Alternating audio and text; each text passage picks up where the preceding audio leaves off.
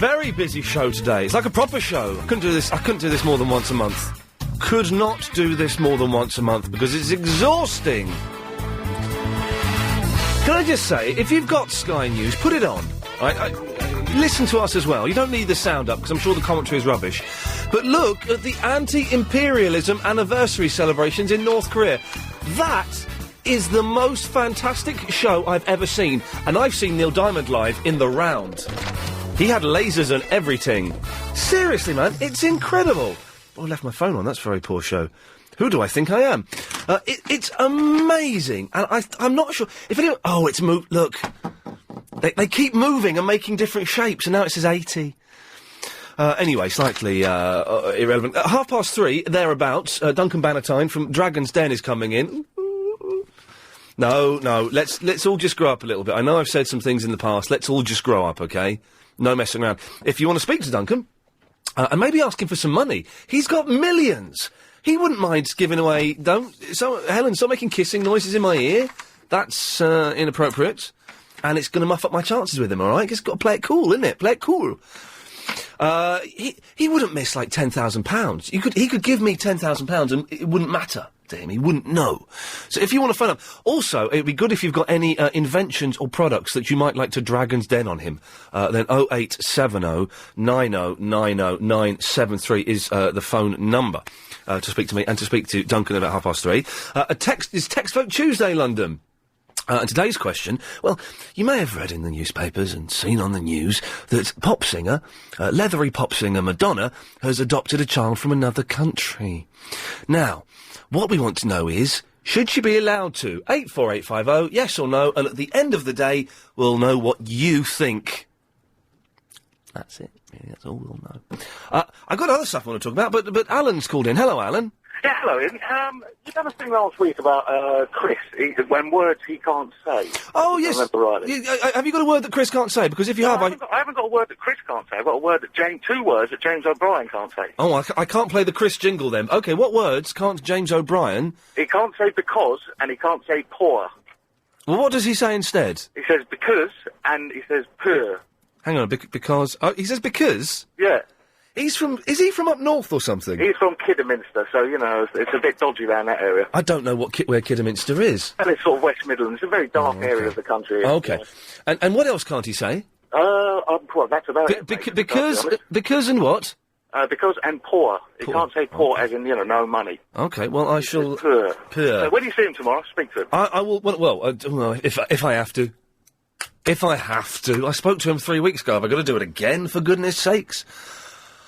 Oh, dear. Who the hell is James O'Brien? Well, he's on weekdays, 10 till 1, and he was doing a show last night with Steve Allen, which I hear was excellent. Jeff is in the Clay Hall. Good afternoon to you, Jeff. Oh, hello. I've never spoken live before on the wireless, or should we say radio? But we should say wireless. Now, don't you think it's a case they should bring back hanging and capital punishment for all these murders that are going on? What? Even with these people that are killing people, Yes, murderers. Well, I mean... What's these cases of don't mention any specific cases. I don't know any specific cases. I won't mention anything, but I'm not used to speaking publicly, you see. Oh, where do you normally speak? Privately? Well, yeah, I do. No, Jeff, you're wrong. The only thing is about capital punishment is that you must remember back to the days in the 50s when they hung Hanratty and people like Ruth Ellis, which was a... Yes. She was good in Heidi High. Yeah, well... Anyway...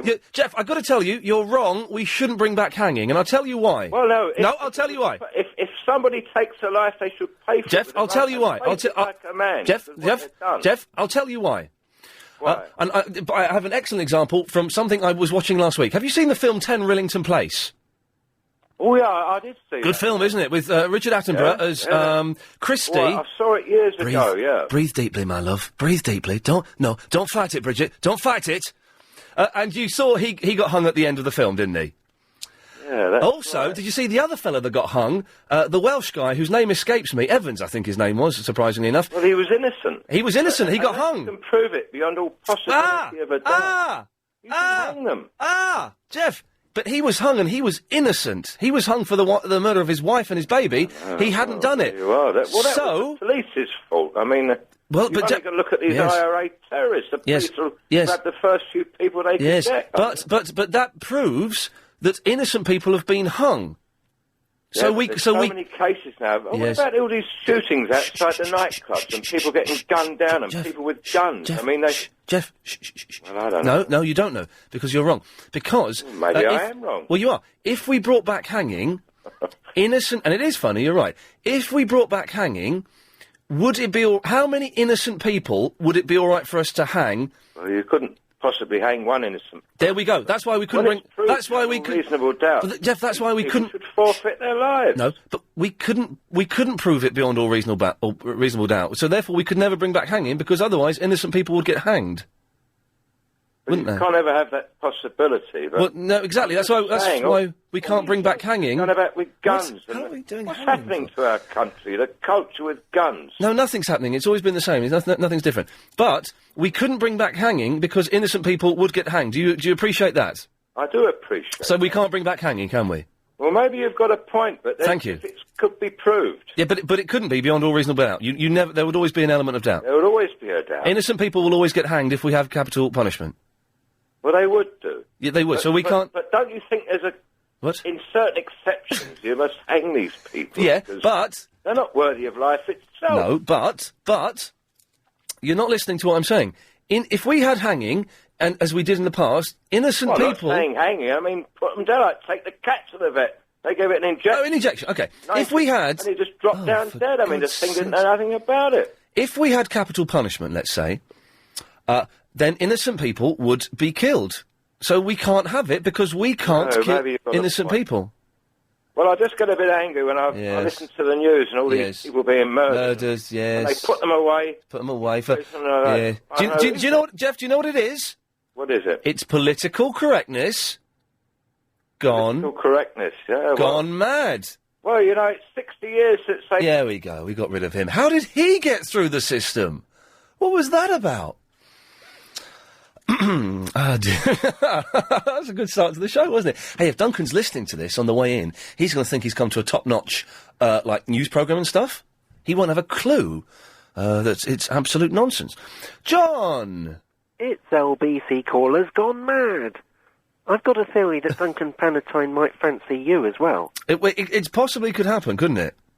Anyway, as you know, last week I went to a meeting in London to celebrate the 80th anniversary of the Down with Imperialism Union. Are you watching the display on Sky News from North Korea?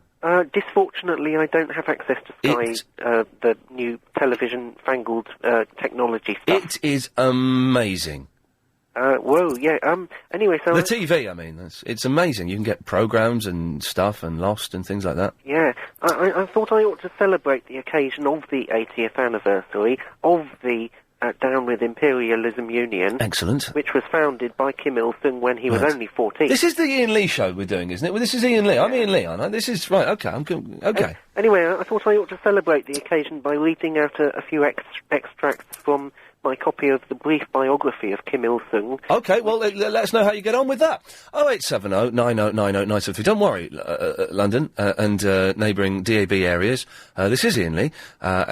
We will resume normal services soon. Iain, what's wrong with adoption? Where's the fuss? I just wish somebody would adopt Verinda. Iain, Madonna can adopt me too. I can fill the gap for a year or two.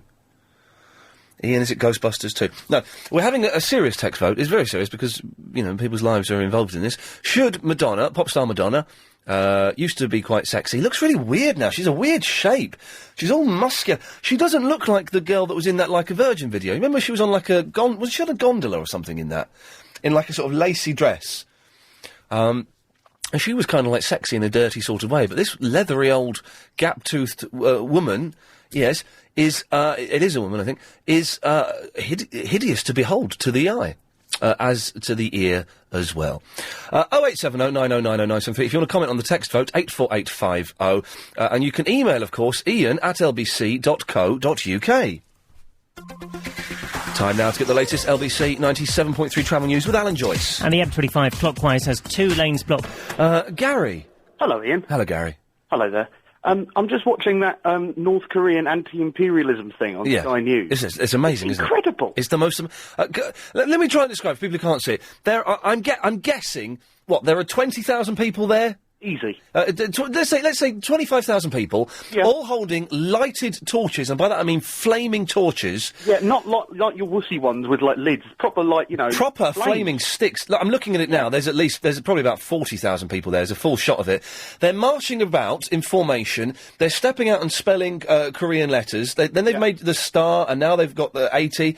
And it's. I don't think they're they can't be military. North Korea can't have a military that big. Well, if the Olympic opening ceremony was like this, I'd watch. Let's get the North Koreans involved. They can do it. It's I mean, okay, can't particularly agree with what they're doing, but they put on a show. It's fantastic, isn't it? It's absolutely fantastic. And then they've got some bloke talking, obviously in Korean. Right. And I don't know what he's saying, but he's quite inspiring. They're showing some old clips of Kim Jong-il, and it looks like an Adam Ant pop video from the 80s. He is very much a parody of himself. Did you see the Team America? Yes, of course, yes. He almost looks like he copied that puppet. Well, that's where most people... I know it was based on him, but it almost looks as if he's taking it on. That's where most people have their knowledge of North Korea, is from a puppet film, Team America. God, I'm going to have to turn the TV off. Look at that, that's amazing. That is incredible. Gary, I mean, you've got to admire the organisational skills. Well, they're all afraid they're going to get shot in the head if they muff it up. You get one step out, and that's it. They're going to be a goner. Their family will be, carted off, and I don't know. I don't know what happens in North Korea. But I know what I'm seeing is amazing. And he's right. Gary's right. Let's get these dudes to do the 2012 Olympics. It would be fantastic. Much better than people walking around with flags. And I watched some of the last Olympic opening ceremony. Is Duncan Bannatyne in the building? Yeah, go and get him. Oh, blimey. And the opening of the Olympics is always just awful, with modern dancers taking place and, kids. Oh, is it kids involved? No, get North Koreans involved. As you've heard, Duncan Bannatyne is in the building and will be on the air at 3:30. If you want to call him up and ask him a question, 0870 90 90 973, although... I always give the phone number out just as Chris goes out to do something, so, pointless, really. Philip in South Norwood. Oh, good afternoon, Ian. Philip. You might be able to help me, not with some friends of mine with a problem. Yes. I taped a programme on last night, watched it this morning, but it's Stephen King's Nightmares and Dreamscapes. Oh, yes. On the new 5 US channel. Oh, yes, that started, that channel, hasn't it? Yeah, started last night. Yes. And it's a series of anthologies of stories, short stories by Stephen King. Okay, because his short stories are in some ways better than his novels, especially his recent novels have been... He gets to the point quicker. Yes, yes. Well, last night they had a one about a guy who, you know the film Small Soldiers, where they have the toy soldiers go berserk? Oh, yeah, it stars David Cross, one of my favourite comedians, yes. Yeah, that's right, yeah. Well, last night they had a story very similar to that, but my friends insist that the man who was the leading star was Clive Bull.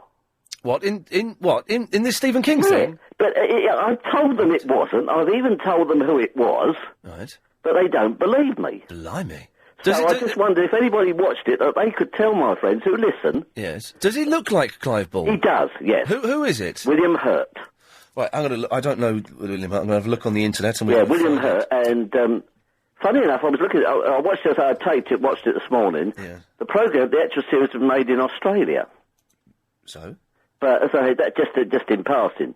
But the guy, William Hurt, I've seen him in other things. Oh yeah, he does look like Clive Bull a bit there, actually. Yeah.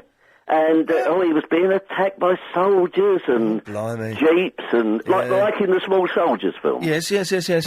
Hey, did you hear Clive's show last night, 8 till 12? I did, yes. What's the resolution with the jingles? I missed most of the show. Was there... There's been a sort of what's the word? Compromise. A promise, yeah, that they've agreed there's going to be certain things are going to be on and certain things aren't going to be on. Okay. What's the word I'm looking Compromise. for? Compromise?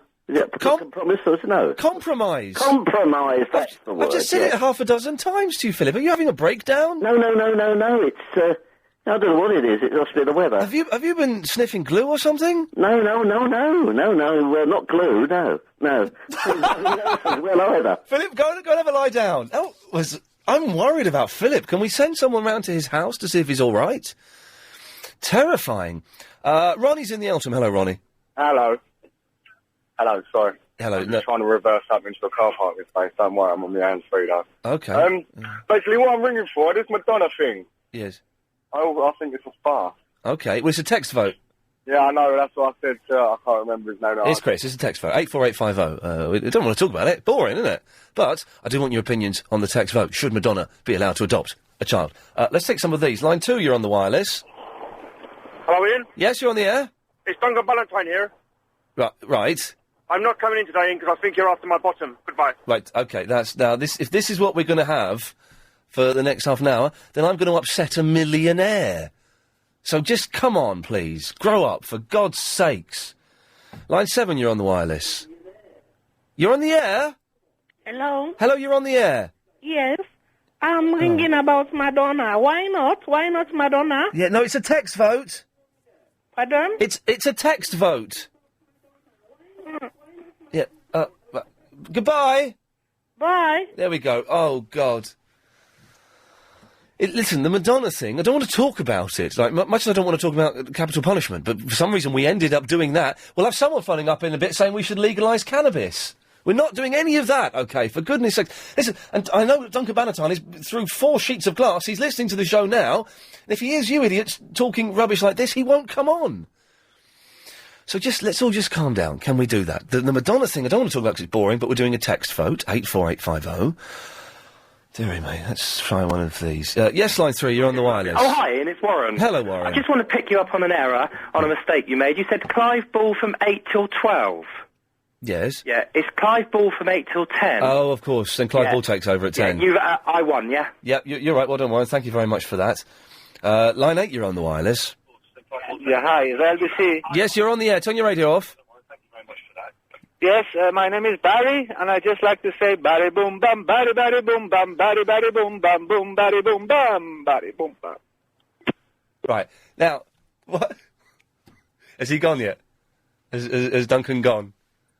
Ian, you're wasting my time, I'm not getting involved in this, I'm going. He's off. Good. Can we, what was that supposed to be? Barry Boomtime? Oh, for goodness sakes. Line 9, you're on the air. Hello? Oh, this is awful. What do I do to save this? Is Chris going to come and take any of these calls? Because I'm in serious trouble now. Line 7, you're on the air. Hi there, yeah. I've just following up with the guy said about nightmares and dreamscapes. Yes. Yeah, he's saying about Clive Ball. I've just checked on the website on US 5. Yes. And, it's William Hurt. Yeah. Got the pictures up and everything, tells you all the cars listed and that, so... Excellent. So thank you for that. There we go. Just one more thing. Yes. Someone was checking up about Madonna. Oh, she's ringing a radio station, not like a takeaway or anything like that, is she? Right, OK. Oh, God almighty. Oh, I was supposed to do this live read. There, well, I can fill this. This will fill 2 minutes. Here we go. You could win £1,000 for you and your family to spend on your energy bill. Next week with James O'Brien, weekday mornings from 10 o'clock. James needs your family to take part in our Energy Efficiency Week with British Gas. To find out more and to apply to be involved in this, log on to lbc.co.uk. Share your family energy habits with London. An Energy Week with British Gas. And London's LBC 97.3. British Gas. Oh, I'm just going to go home. Listen. I'm not going to take any more calls for a moment because this has all just gone absolutely pear-shaped. I'll try one more. Line 8, you're on the air. Oh, hello, Dr. Rahim here. Just one quick call about the topic for today, the legalization for the cannabis. No, we're not doing the legalization of cannabis. I'm very glad. It's very not good idea. No. This psychotic episode is induced with increased use of cannabis. Yes. The modern genetically modified tetrahydrocannabinol is we're not, Dr. Rahim. Dr. Rahim, we're not talking about that. I'm glad it is not a good idea. No, excellent. So I'm pleased for your sensible approach to very dangerous subjects, which sometimes we're not doing that subject. There may be some benefit from taxation revenue if one would legalize. Right. Okay, Dr. Rahim, we're not talking about cannabis. It is a very good idea. Thank you. Yes. Okay, we're not talking about that. We've done hanging. We're doing cannabis. Next, we're going to have people phoning up saying, yeah, I've been abducted by aliens, and I've seen a ghost. We're not doing that, for goodness sake. This is not Talk Sport. This is London's LBC 97.3. Can we play some ads or something? I need a breather.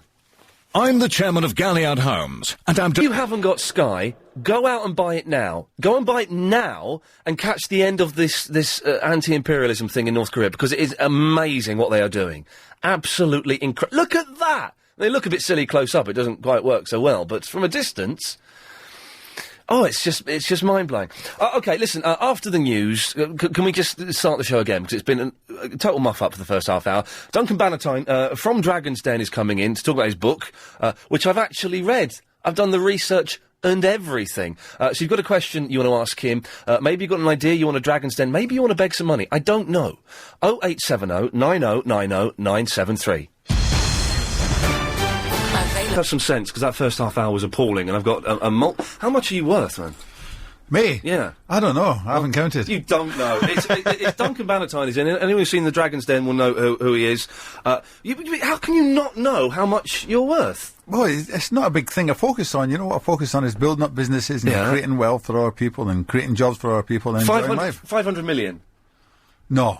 Less than that? Less than that. 250 million. I'll sell you everything I've got for 250 million. You can keep the change. There you go, you see. Now, listen, your book's out. It's the longest title in the world, for goodness sakes. Is it? Duncan Bannatyne. Anyone can do it. You've missed out from an ice cream van to Dragon's Den. Yeah, that was just a little bit at the bottom. And my story as well.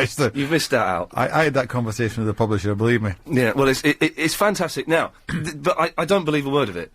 I don't believe you started off with an ice cream van and now you're one of the dragons. That's made up, surely, isn't it? Absolutely, yeah. 27 years ago, when I was 30, I didn't have a penny. I was totally penniless. Yeah. I bought an ice cream van at an auction and started selling ice cream.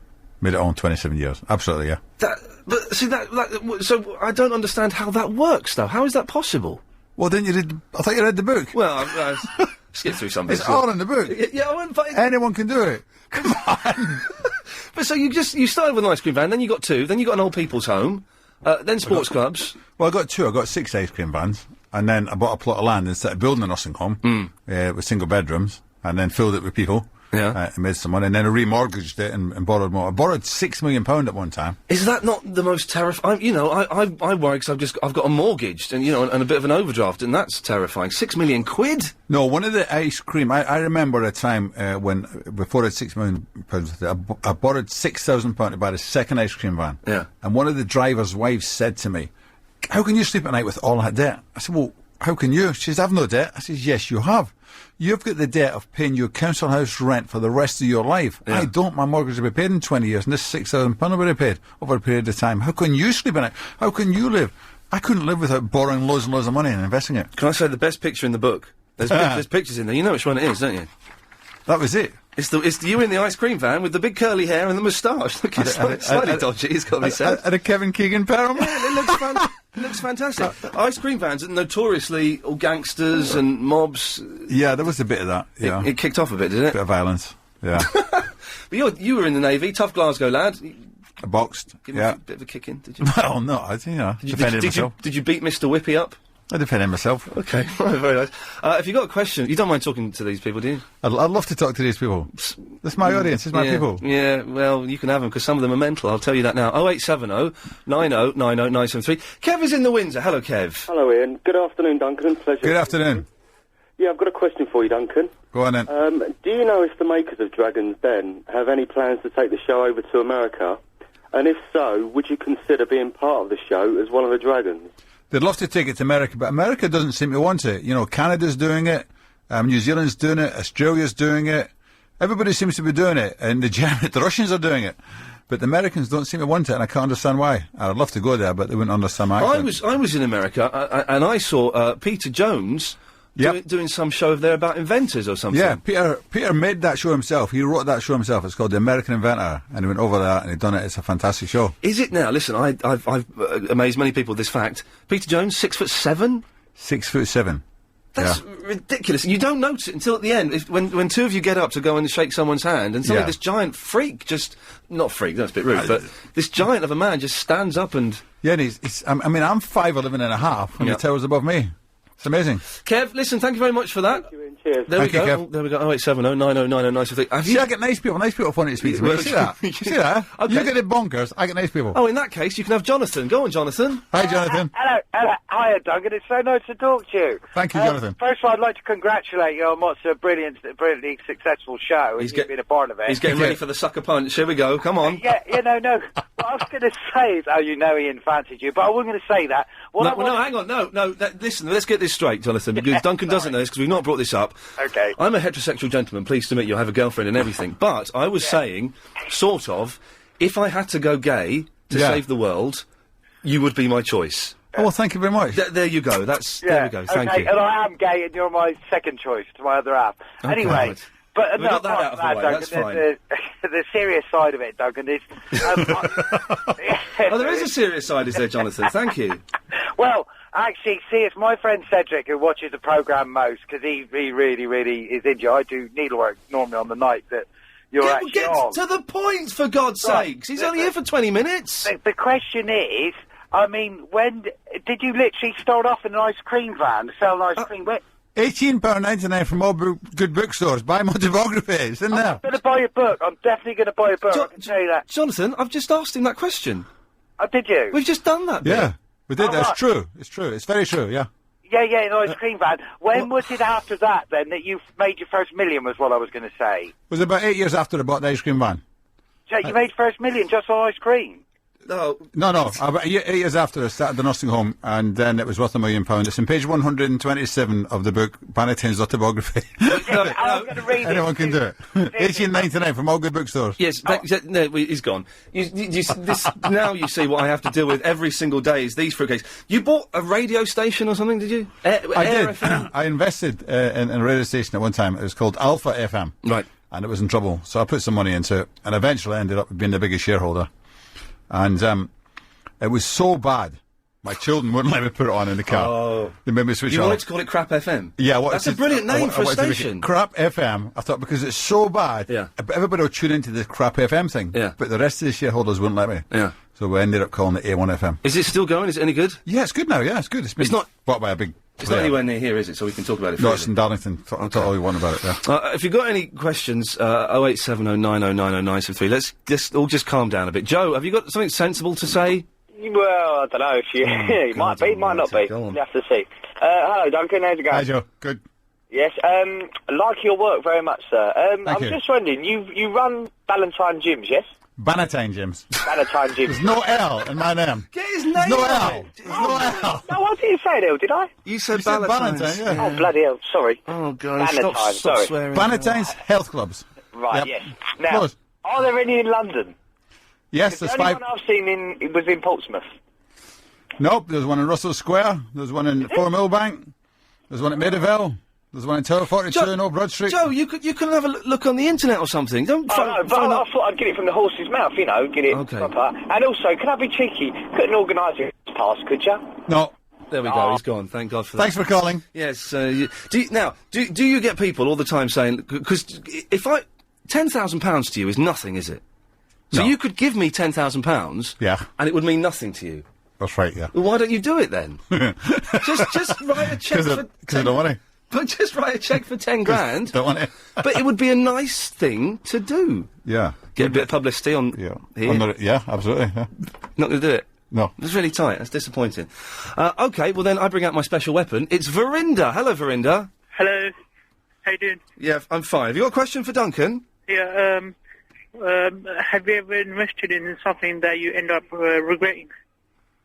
Have ever invested in something? Yeah, that you ended up regretting. Yeah, that's in my book, Anyone Can Do It, my autobiography. From an ice cream van to Dragon's Den, my story. My story. There you go. And, yes, I invested £1,040,000 in a company called Lady in Leisure, and I lost every penny when it went bust.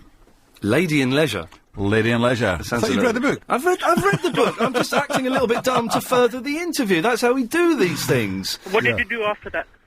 Well, I had other investments, so I kept going. I just wrote off that £1 million, and that was it. But just wrote off £1 million. He won't give me 10 grand. How tight is that? Shameful. Can I ask one more question? Yes. Can you lend us a £5? There we go. Bye. Thanks for calling. Do you get that a lot, though? People just saying... No, normally. No, I don't know. I just get people to tell me how great the programme is. Do you get distant family members, like second cousins, third removed, who send you letters saying, "Oh, you couldn't help us out with the mortgage"? Did you get any of that? No, I don't, but they do ask me if I can get free membership to the health club. Oh, really? Yeah. And do you do that? Or yes, I do that, yeah. But this is the man who's too tight to buy paper clips? Absolutely, yeah. Why should... Nobody should ever have to buy paper clips again. If nobody bought paper clips in the world again, we still wouldn't run out of the bloody things. Everybody's got paper clips on the desk, for Christ's sake. Jeez, he's getting angry. Is this... I can see... I'm a little bit nervous. Let's go to Harinda. Hello, Harinda. Hey! Hey! Duncan. Go on, then. You get on with the other dragon? Next caller. Oh, no. Keep her up. Keep her up. Come on. Yes, we got on okay. Yeah, I mean, Richard's father and I are very good friends. We both go to the villa in France together, and the children swim, and they're great. And Deborah's a fantastic girl. She's lovely. Another two are all right. That seem a bit like they undercut each other. Yeah, I know, it's terrible, isn't it? It's the one at the end, the tall one. He does it all the time. There is a brilliant bit in the book where you do him out of 2%, or Peter Jones thinks he's been done out of 2%. That was in the first series, yeah. And it was quite a big thing at the time. You know what I mean? It's and he says, talking about it. I've been done. I think I've been done here, or something like that. Yeah. Theo Paphitis, though, you'd want to slap him, wouldn't you? Isn't he the most irritating man in the world? Is he? Do you not think? No, Theo's lovely. Are you sure? Yeah. He's all... What does that look mean? No, Theo looked after me when I had when I fell off my horse and was injured and I couldn't walk, and Theo... Falls on horses? Yeah. Okay, yeah. so he let you lean on him, that's... Let me lean on him. When we were doing a photo shoot, I had to walk back down the street again. I put my arm around Theo and he carried me up the street again every time, about 20 times. In that case... Yeah. Peter Jones laughed at me, Theo helped me. I've tricked a friend of mine into thinking that Theo Paphitis invented hummus. She genuinely thinks that's what he made his money from, was from inventing hummus, so just... You know, if you just keep that myth going, if you could. I will do, yeah. And Helen Behind the Glass wants to know, are you disappointed that you didn't invest in the Shiwi? Because that was genius, the thing that... Yeah, that was genius, yeah. So women can take this thing out with them, and if they want to go for a wee, they can put it down the zip, and then they can wee like a man standing up. Yeah, it's fantastic. Well, you know, there was a bit of a flaw to it. Yeah. Because, you know, I don't know if you've noticed, but men's penises bend. Yeah. This thing was straight. Yes. So you had to actually tilt your body. You couldn't actually just stand over a toilet and get this thing to bend in direction. You had to stand and move your body to, you know. Oh, well, I thought that was a flaw. I think you missed out there. Can you stick around for like another 5-10 minutes? I'll do some no, but I've got all day. I've nowhere to go. Oh, well, fine. Well, you can hang out and give me 10 grand. 0870 9090 973 is the phone number if you want to talk to Duncan about his book. I'll do the title, From a Duncan Bannatyne, From an Ice Cream Van to Dragon's Den. Anyone can do it. My story. Blimey. Time now to get the latest travel with Alan Joyce. And we'll start with the M25 clockwise. Sick of being Duncan Bannatyne from the Dragon's Den? Is that... No, I'm quite happy with that. But actually, they still be calling me Duncan Bannatyne from Break with the Boss, because there's a programme coming out in 2 weeks tomorrow. Oh, right. Living television called Break with the Boss. Hang on a minute, you've got your own spin-off show? Yeah, a little spin-off show. It's going to be good. One episode. What happens in that? It's not like... Have you seen Jade's PA? Have you seen... Yeah, I've been watching that. Isn't that fantastic? Jade's PA. Jade is auditioning for a PA. It's a hideous bit of television. Great TV. So what happens in this, then? Well, I go, every week's a different boss. You go on holiday with 3 employees. Okay. And at the end of the holiday, one of them gets promoted. Yeah. So during the holiday, you give them challenges on the beach and things like that. It's a fantastic programme. Okay. Do you remember that? What was the programme, Back to the Floor? Do you remember that? Where the boss of the company would go and work on the shop, but wouldn't tell people that he was the... That's right. But they always knew, because there's the cameraman following them around. Yeah, exactly. It was a bit odd that an old man driving a Rolls Royce suddenly turned up with a film crew. The money on Dragon's Den on the table in front of you, is it real? It's absolutely real. 100% Is it? real. 100% real. Yep. Really? Yep. It wouldn't be real, but it's against the law to photocopy money. So it's real. Yep. Oh, okay. Alan. Hello. Hello, Alan. Hello. I have a question for you, which is my 11-year-old keeps asking me. He is interested in football, and he also keen on geography. Right. And he keeps asking me the fact that Israel plays in the European Championship. I'll just go then, shall I? And Israel isn't a country in Europe. Right. So how does it work? I don't know. Let's ask Duncan. Duncan, how does that work? Israel is in Europe, but it plays in the European Championships. I have no idea. Hope that helps, Alan. Thanks very much. Not a clue. We had a bloke phoning up earlier on saying we should bring back the death penalty. It's not what happens on this show at all. Andy. Hello. Hello, Andy. Hello, I've got a question for Duncan. Yes, thank God for that. he is here, so hopefully. I'm in a very fortunate position, not as fortunate as yours, but I'm coming into some money soon, and I'm looking for somewhere to invest, probably up to about 40,000. A sensible question. Would you recommend? A sensible question. Well, thank you. It all depends on your personal circumstances. I'd have to know a lot more about you before I could actually recommend that. I mean, have you got a full-time job? Do you have a mortgage? If you've got a job, Andy, how come you can phone us up at 10 to 4 in the afternoon? We won't go into that. Are you bunking off? Yeah. Oh, dear, I don't like that. Andy, trying to find a way out of work. Okay. You got a mortgage? Yes. Pay off your mortgage first. Now, this is... we can have a proper serious chat now. Is that the best thing to do? Because my plan has been to pay off my mortgage in, 6-7 years, and just put everything into that, and not buy a new car, not buy anything, and just pay that off. Yeah. That's the best thing to do. Financially, the best thing to do is pay off your mortgage as quick as you can. Yep. Not get a pension, like my accountant keeps telling me I should do? No, he's probably getting commission. Yeah, I think he might Don't get a pension. Who wants a pension? It's terrible. Well, this is fantastic, you see. We're on the same wavelength. It would be fantastic if we went out for dinner. When I floated in the stock exchange... Yes. And I went to the city, and I saw all these brokers with these huge offices and glass-fronted windows, and I thought, and these people are looking after pension money? Yeah. I thought there was going to be some trouble with pensions, and there is now. Yeah. There's a lot of pensions in trouble now. So pay off the mortgage. Pay off the mortgage. Hey, what I was surprised about in this book is that you have done some acting work. Yes. What was... when I've got my equity card. The last thing I was... What are you laughing at? I'm an equity card holding actor. Go on, do a bit, go on. No. Do some acting, go on. The last time I acted was in January. Right. I was in Sea of Souls, great production, BBC. Oh, yeah. And my character was drowned. I spent 8 hours. Doesn't it? I spent 8 hours at the bottom of a swimming pool, 12 foot down in this car. Right. Absolutely amazing. Fantastic day. I had to drown about 10 times. But can you do that now? Because you're much more famous with the Dragon's Den now, and instantly recognisable. Can you go off and do acting stuff? One of the critics said that it was a shock because he was watching this fantastic programme, and then all of a sudden he sees Duncan Bannatyne getting knocked off the side of a cliff from Dragon's Den. So it made it unrealistic for him. So you have got a point now, but I've given up acting anyway. My producer agent Chris is asking, would you like to be the next James Bond? Yeah, I'll come back for that, yeah. Okay, you make a return to acting for that. Hey, pantomime. Panto pays well. About 20 grand a week for some people. Oh, yeah, that sounds good, yeah. You and Jim Davison? Yeah, me and James. Yeah. That'd be good. David! Hello. Hello, David.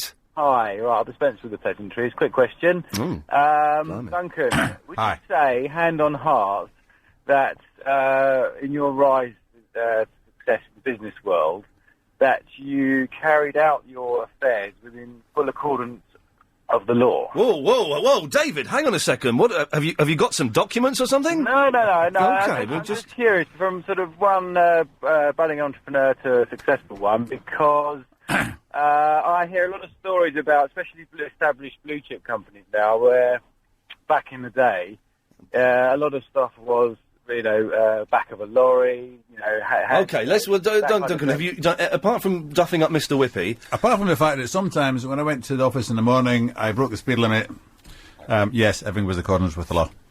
David, thank you for that. You don't need to break the law. Talk about breaking the speed limit. I got flashed the other night on the way home. Did you? I'm back up to 9 points again. I was down to 6, and then I'm back up to 9. Well, it's just why you're not buying a new flashy car, isn't it? Yeah. Well, exactly. Do you know what? Get a bike, pay your mortgage off, get a bike. I did have quite a flashy car. I had a new Audi once, and I got too many points, and so I wrote to them and said, my car's too powerful for me. I'm going to sell it. Please don't give me any points.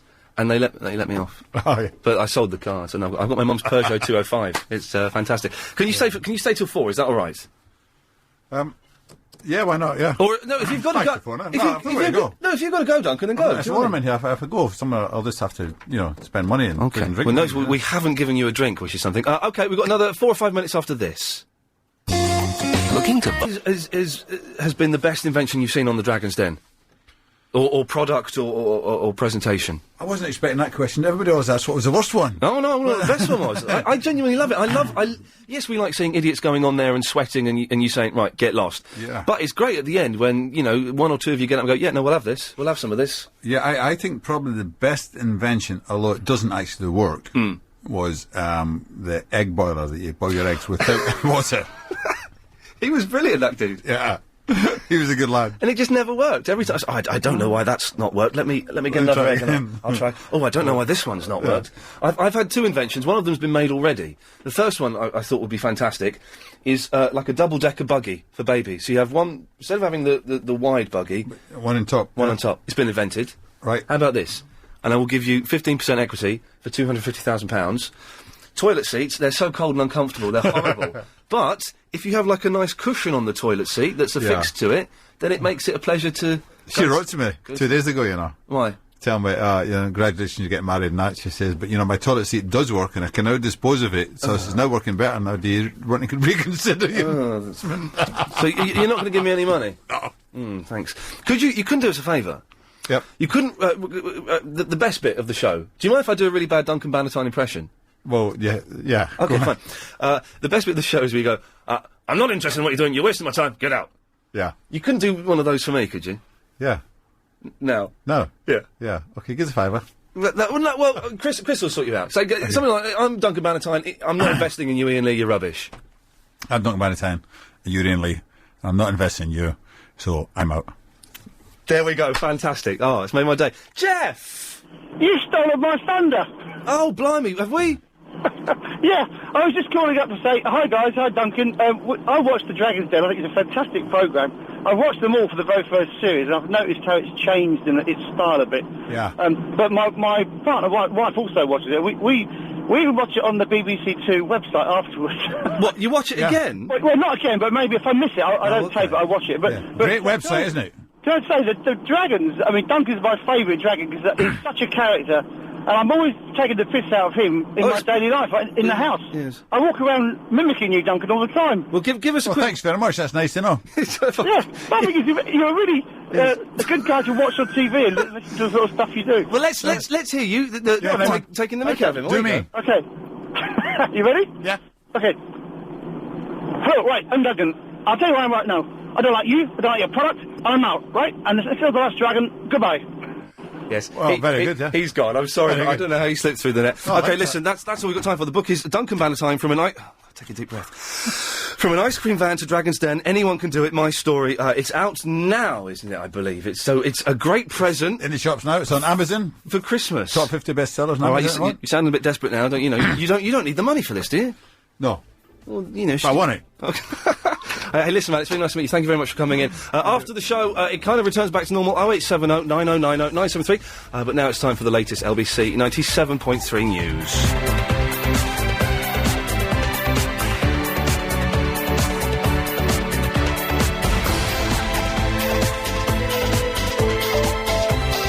I'm Duncan Bannatyne, you're Iain Lee, I'm not investing in you, so I'm out. Yeah, he's out, he's gone. That was fantastic, what a lovely bloke. I've got a picture with my camera, which it's embarrassing when you do these things and people that you like and admire, and yeah, hell, slightly fancy but come in. You're not supposed to get your picture done or get things signed because it's not professional. I've got the book signed, I've got the picture, and we will be putting the picture up on the website tomorrow, ladies and gentlemen. Oh yeah, and don't forget I've updated my page as well. When you did that last week, didn't you? Yeah, but I've updated it again. Oh, today, have you? Yeah. Brilliant. What's on there now? Recipe for leek stew? None of your business. Oh, good. There's none of my business. I won't be looking at that. You can find Chris's page on my page, on the website. And, of course, I think we all know what the website address is now, but in case you don't know... The www. .lbc.co.uk. Now, Mrs. Sawyer? Yes? You wanted to speak to Duncan, didn't you? Yes, I just want to know the reason why not Madonna. Sorry? Why not Madonna? Why shouldn't they allow her to adopt a child? No, Why? that's a text vote. Pardon? It's on the text vote. That's the text vote we're running today, and thank you for reminding me. Should Madonna adopt a child, yes or no? 84850. Yes, she have all the right to adopt a child. Let's have a look at the text, shall we? Iain, well done. You have rescued the show. Okay, I don't know what that means. Most people are saying no, and some are saying yes. Anyway, thanks for that, Mrs. Sawyer. Yes, and the other thing is, I think you should tell Duncan that I support the man that said Angin should come back 97%. It's getting too bad in this country now. That's you nice can't to know. walk anywhere. You can't. Yes. Well, women that's are you afraid to can, hold their Mrs. Sawyer. That's nice to know. Yeah, Mrs. Sawyer, you can walk places, and also, are we doing hanging? I think If we brought back, mentioned that. yes, they did. They're wrong though. And Ian was saying that. You're speaking to Ian. You're on the radio. No. I think they should bring hanging back. They Yes. are killing too much killing. Yes, If you yes. go out with a knife, Too much killing. So let's have some more. Let's have some state-sponsored with a killing. knife, that means you want to kill. You can't take a knife out to do anything. Yes. So if you kill somebody with a knife, they should kill you. Even in Africa, what they do, they cut your body, divide it into parts, so that by the time you wake up, because they have the thing that when spirit will gather their body together, come and revenge. So you won't be able to gather your body anymore. Yes, Mrs. Sawyer. Don't do hanging. They just crucify you, I think. Yes, Mrs. Sawyer. I don't think it's right what they are doing in this country. Mrs. Sawyer? Children are getting away with murder. Yes, Mrs. Sawyer. Yes. So, because there's so much killing, we should have state-sponsored killing and increase the killing. All depend on what happened, like what he said about that man, his wife, and all. Cases like that, they should look into. Mrs. Sawyer? And that will be Mrs. life. Sawyer? But like picking up a knife Mrs. Sawyer? and stab somebody twice Mrs. to Sawyer? expect that person to live. Mrs. No, Sawyer? they should kill you back. Yes, kill hang for an Mrs. Sawyer? eye for an eye. Yes. Mrs. Sawyer? Yes. The thing is, if we had capital punishment here, hanging, injections, electric chairs, we would get it wrong on certain occasions, and innocent people would be murdered, like we did in the 40s and 50s. Not in all cases. Well, no, not like in deliberate killing like yes, that. Yes, but if Nobody will take a knife Mrs. to Sawyer? your child and you expect that person Mrs. Sawyer? that it's not something that they intend Mrs. Sawyer? to do. Mrs. Sawyer? There will be cases Mrs. that Sawyer? we will look into and said this is not going to Mrs. be Sawyer? a capital punishment. But if Mrs. they Sawyer? don't bring capital punishment back, I tell you, Mrs. Sawyer? you won't be able to leave your car to go to work. Mrs. Sawyer? Yeah. Yeah, we got it wrong in the past, and we hung innocent people. That was before, because they have too much judgment. Yeah, so But we want less... things what? like speaking, look, two, Mrs. Sawyer? two incidents, one after Mrs. the Sawyer? other within 2 weeks. Mrs. Sawyer? The lady, they were going to work, and Mrs. Sawyer? crazy man wanted to use drugs. Mrs. Sawyer? Killed these two women. Mrs. Sawyer? What do you think about that? Do you think they Mrs. should Sawyer? kill that man back? Mrs. Sawyer? Yeah? Goodbye. 0870 90 90 973 is the telephone number if you want to give us a call. I don't want to talk about that. I want to talk today about seeing girls' pants and how it's the most unsexy thing in the world. There was a girl in the canteen today, and I was having my lunch, and Chris was sitting on another table, but we both spotted it, that there was a girl, and she wasn't even that attractive. She was sitting there, and she had a thong that was virtually up her back. It was, you couldn't just see the top of it. You could see the whole, I don't know what you call that bit. You could see the whole thong. And it was the most unsexy thing I've ever seen in my life. It was horrible. And I can't quite work out if it was because she had the trousers. I don't think it was because she had the trousers too low. I think it was just her pants were pulled right up her... Oh, I nearly was a bit vulgar there. Yes, that's exactly where it was pulled right up. And it was the most unsexy thing. And sometimes you get blokes will say, "Oh, you see that girl? You can see that." And the girl will be bending over and you can see her thong. It's really unsexy thong spotting, I believe they called it in Ally McBeal. Do you remember that? Ally McBeal. It's the most unpleasant sight in the world, surely. Ladies, come on, we like a little bit of First of all, thongs are not sexy pants. They are not sexy at all. The little sort of shorts, they're in at the moment, aren't they? Little sort of half shorts, they're sexy. But thongs are just unpleasant to look at. So that's one thing. But being able to see it, we like a little bit of mystery. A little bit of, I wonder what's going on down there. We don't like to see what's going on down there because it just is unpleasant and is common. 0870 90 90 973. If you're a gentleman and you agree with me or disagree with me, and if you're one of these girls that likes to show off her pants all the time, why do you do it? Nick is in the barnet. Nick, do you find it attractive? You know what? You do, don't you? Slightly. Yeah. I just think it's quite funny and quite fun. Oh, no, hey, you think it's fun? Okay. And like nowadays, what you see a lot is people's kidneys, don't you? You get the hipsters, Yes. and people are showing off their kidneys. I don't know where kidneys are. It's like the sides of the lower back. Oh, okay, yes. Yeah, Yes. you know what I mean?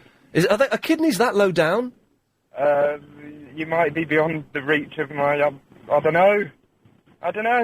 Don't have a breakdown, Nick. It's not the surgeon exam today. That's a week away. I think that's where kidneys are. Okay. I've only heard Trini and Susanna call them saxophones. Okay. Nick, was there a reason for your call? Bearing in mind you've only got 20 seconds.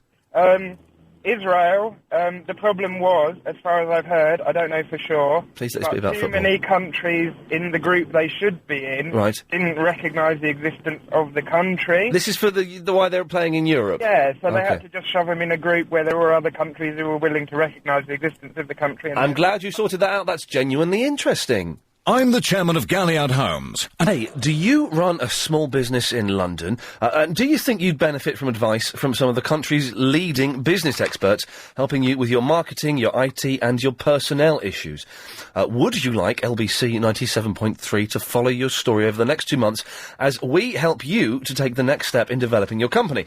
LBC 97.3 and BT Business IT Manager are working together to champion a small business in London. If you need help for your company, then just log on to the LBC website. The www.lbc.co.uk/BT. Let's give that again because it's slightly different. The www.lbc.co.uk/BT. A woman's just emailed him. Ian, does any of your... Ian at lbc.co.uk, by the way. Is that the thing? Yeah. Ian, do any of your listeners know anything about buying an ice cream van and using it abroad? I'm thinking of doing this in Spain with my partner if we can make enough money to live on. Thanks, Angela. Duncan Bannatyne made his whole money. The reason he's a millionaire is because he had an ice cream van, Angela. Where were you 40 minutes ago? He could have told you the answer. He could have pointed you in exactly the right direction. Don't forget the text vote today. Should Madonna be allowed to adopt a baby? 84850. It's the Tuesday text vote. We need to get Nigel to do a little thing for that, I think. Will be quite good, as it's going to be a regular feature. And also, girls, please, for goodness sakes, why do you let us see your thongs when you're bending over? Well, this girl in the canteen wasn't even bending over. She was just sat there. Just sat there and I could see her thong. It was the most unattractive thing ever. A little bit of mystery. A little bit of mystique. That's what we want. 0870 90 90 973. Carol's in the Dagenham. Hello, Ian. Hello, Carol. I was just wondering if Sarah Beanie was bent over with her thong hanging out, would you still find that unattractive? Well, I know you've got a soft spot for Sarah Beanie. I do love Sarah Beanie, and one day she's going to realise that she's married the wrong man, and it's actually me she wants. She's always pregnant. She's always pregnant, isn't she? It's She her, is. her and the other one I fancy, Davina McCall. Yeah, they're always. Oh, she's nice. They're both nice. I'd like to be double I'd like dating to see them those. both bent over with their thongs hanging out. Right, steady on now.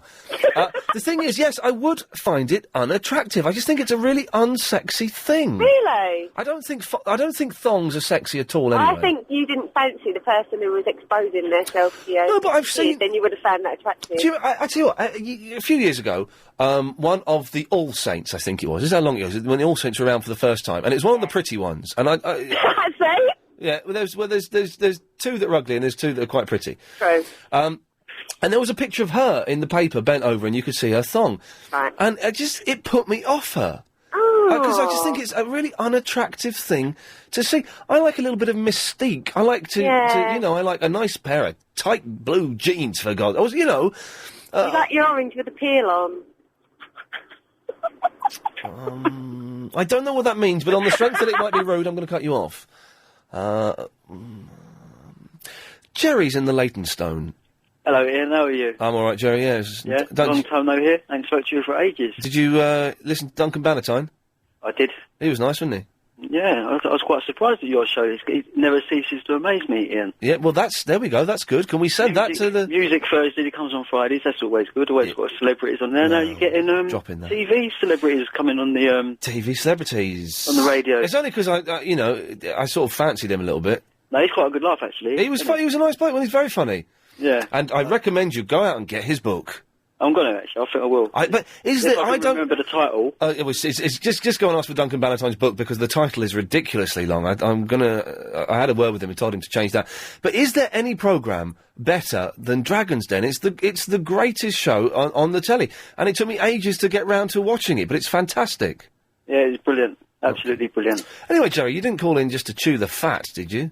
Well, we could do, but I had an idea for him, but I couldn't get through. Oh, it's very busy, yes. We don't normally get that many calls for when we have guests in. Normally it's a little bit embarrassing and we have to, just say... You didn't plug him very well, though, did you? I didn't even know he was coming on. That was just a Excuse surprise. me? Did you say anything yesterday about him? Yes.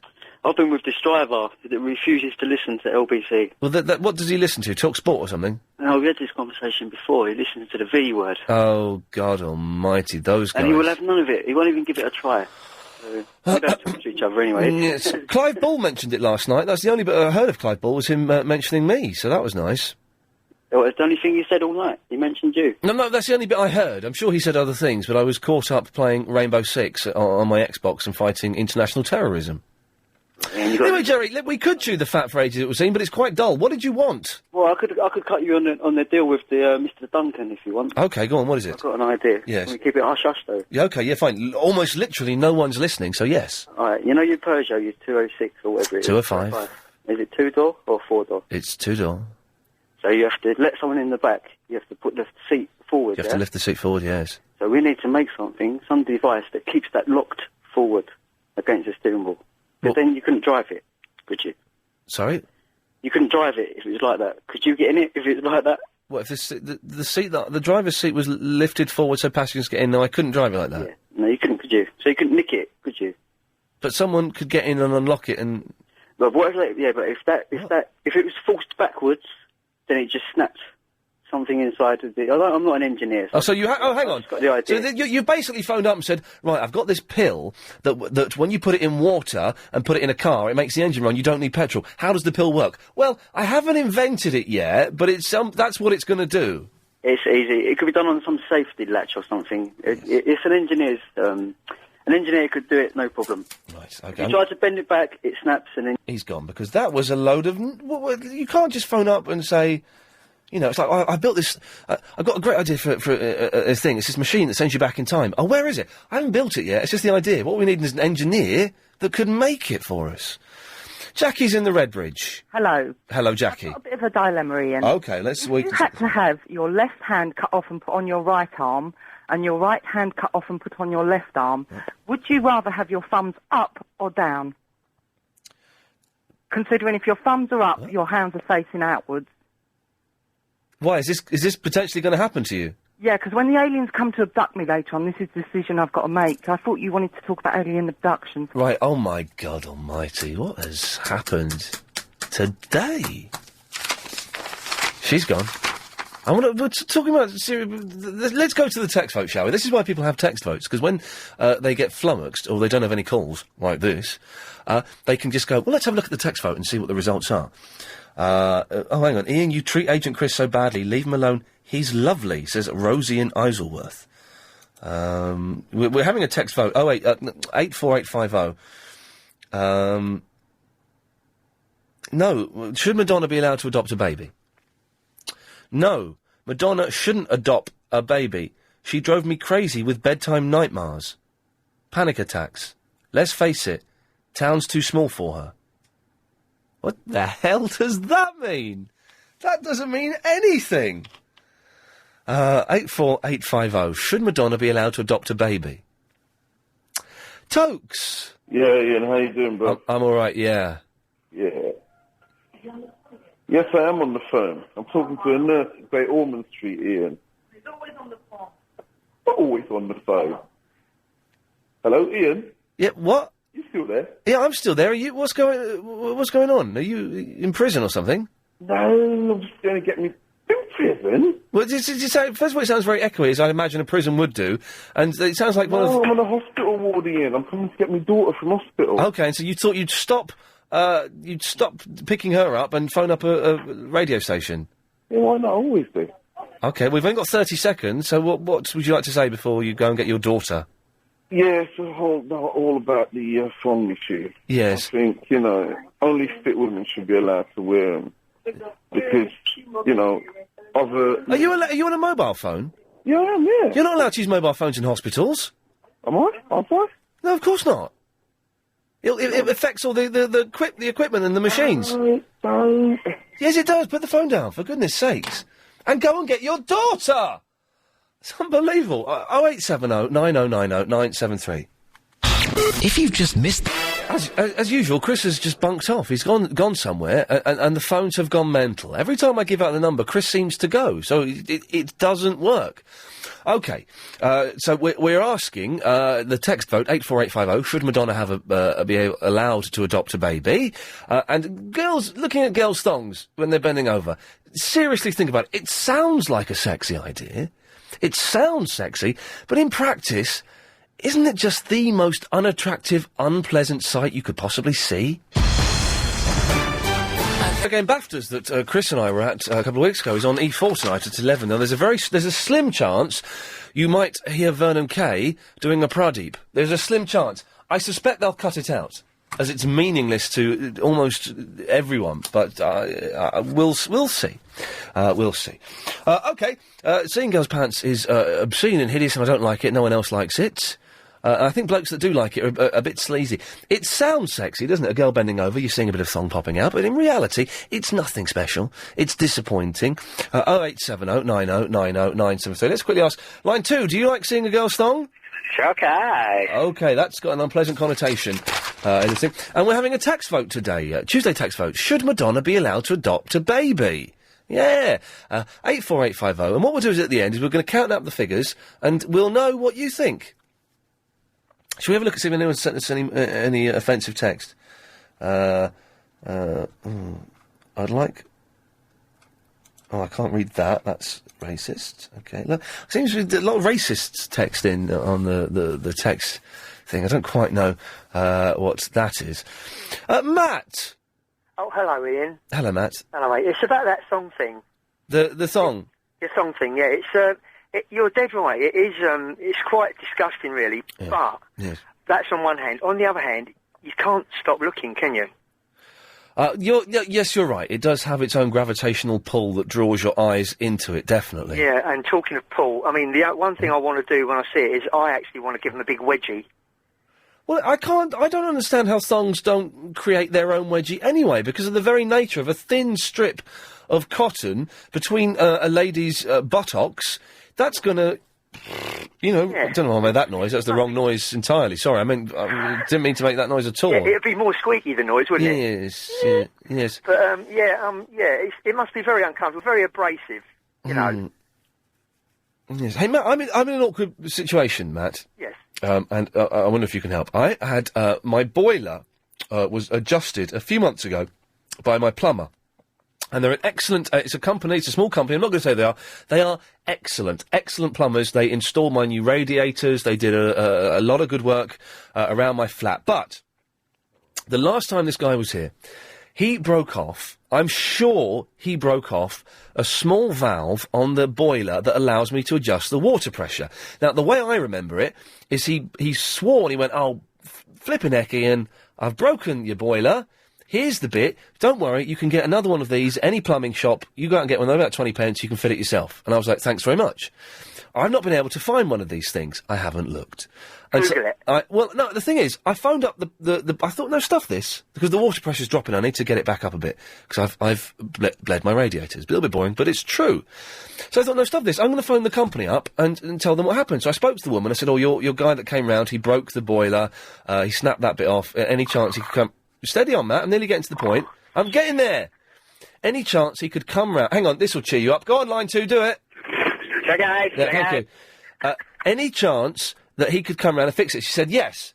I'll get him to phone you up and you can tell him exactly what the bit is. The guy phoned me up. We're nearly there. The guy phoned me up and I explained what happened. He said, no, I didn't break it.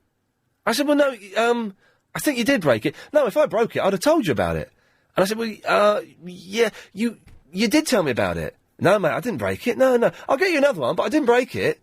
And I found myself apologising for accusing him of breaking my boiler. But the thing is, I put the phone down, as soon as I put the phone down, I thought, no, stop that, he did break it. He broke my boiler, and I'm apologising to him. And what it means is, now that I've apologised to him for not breaking my boiler, then I will now have to pay a £79 call-out fee.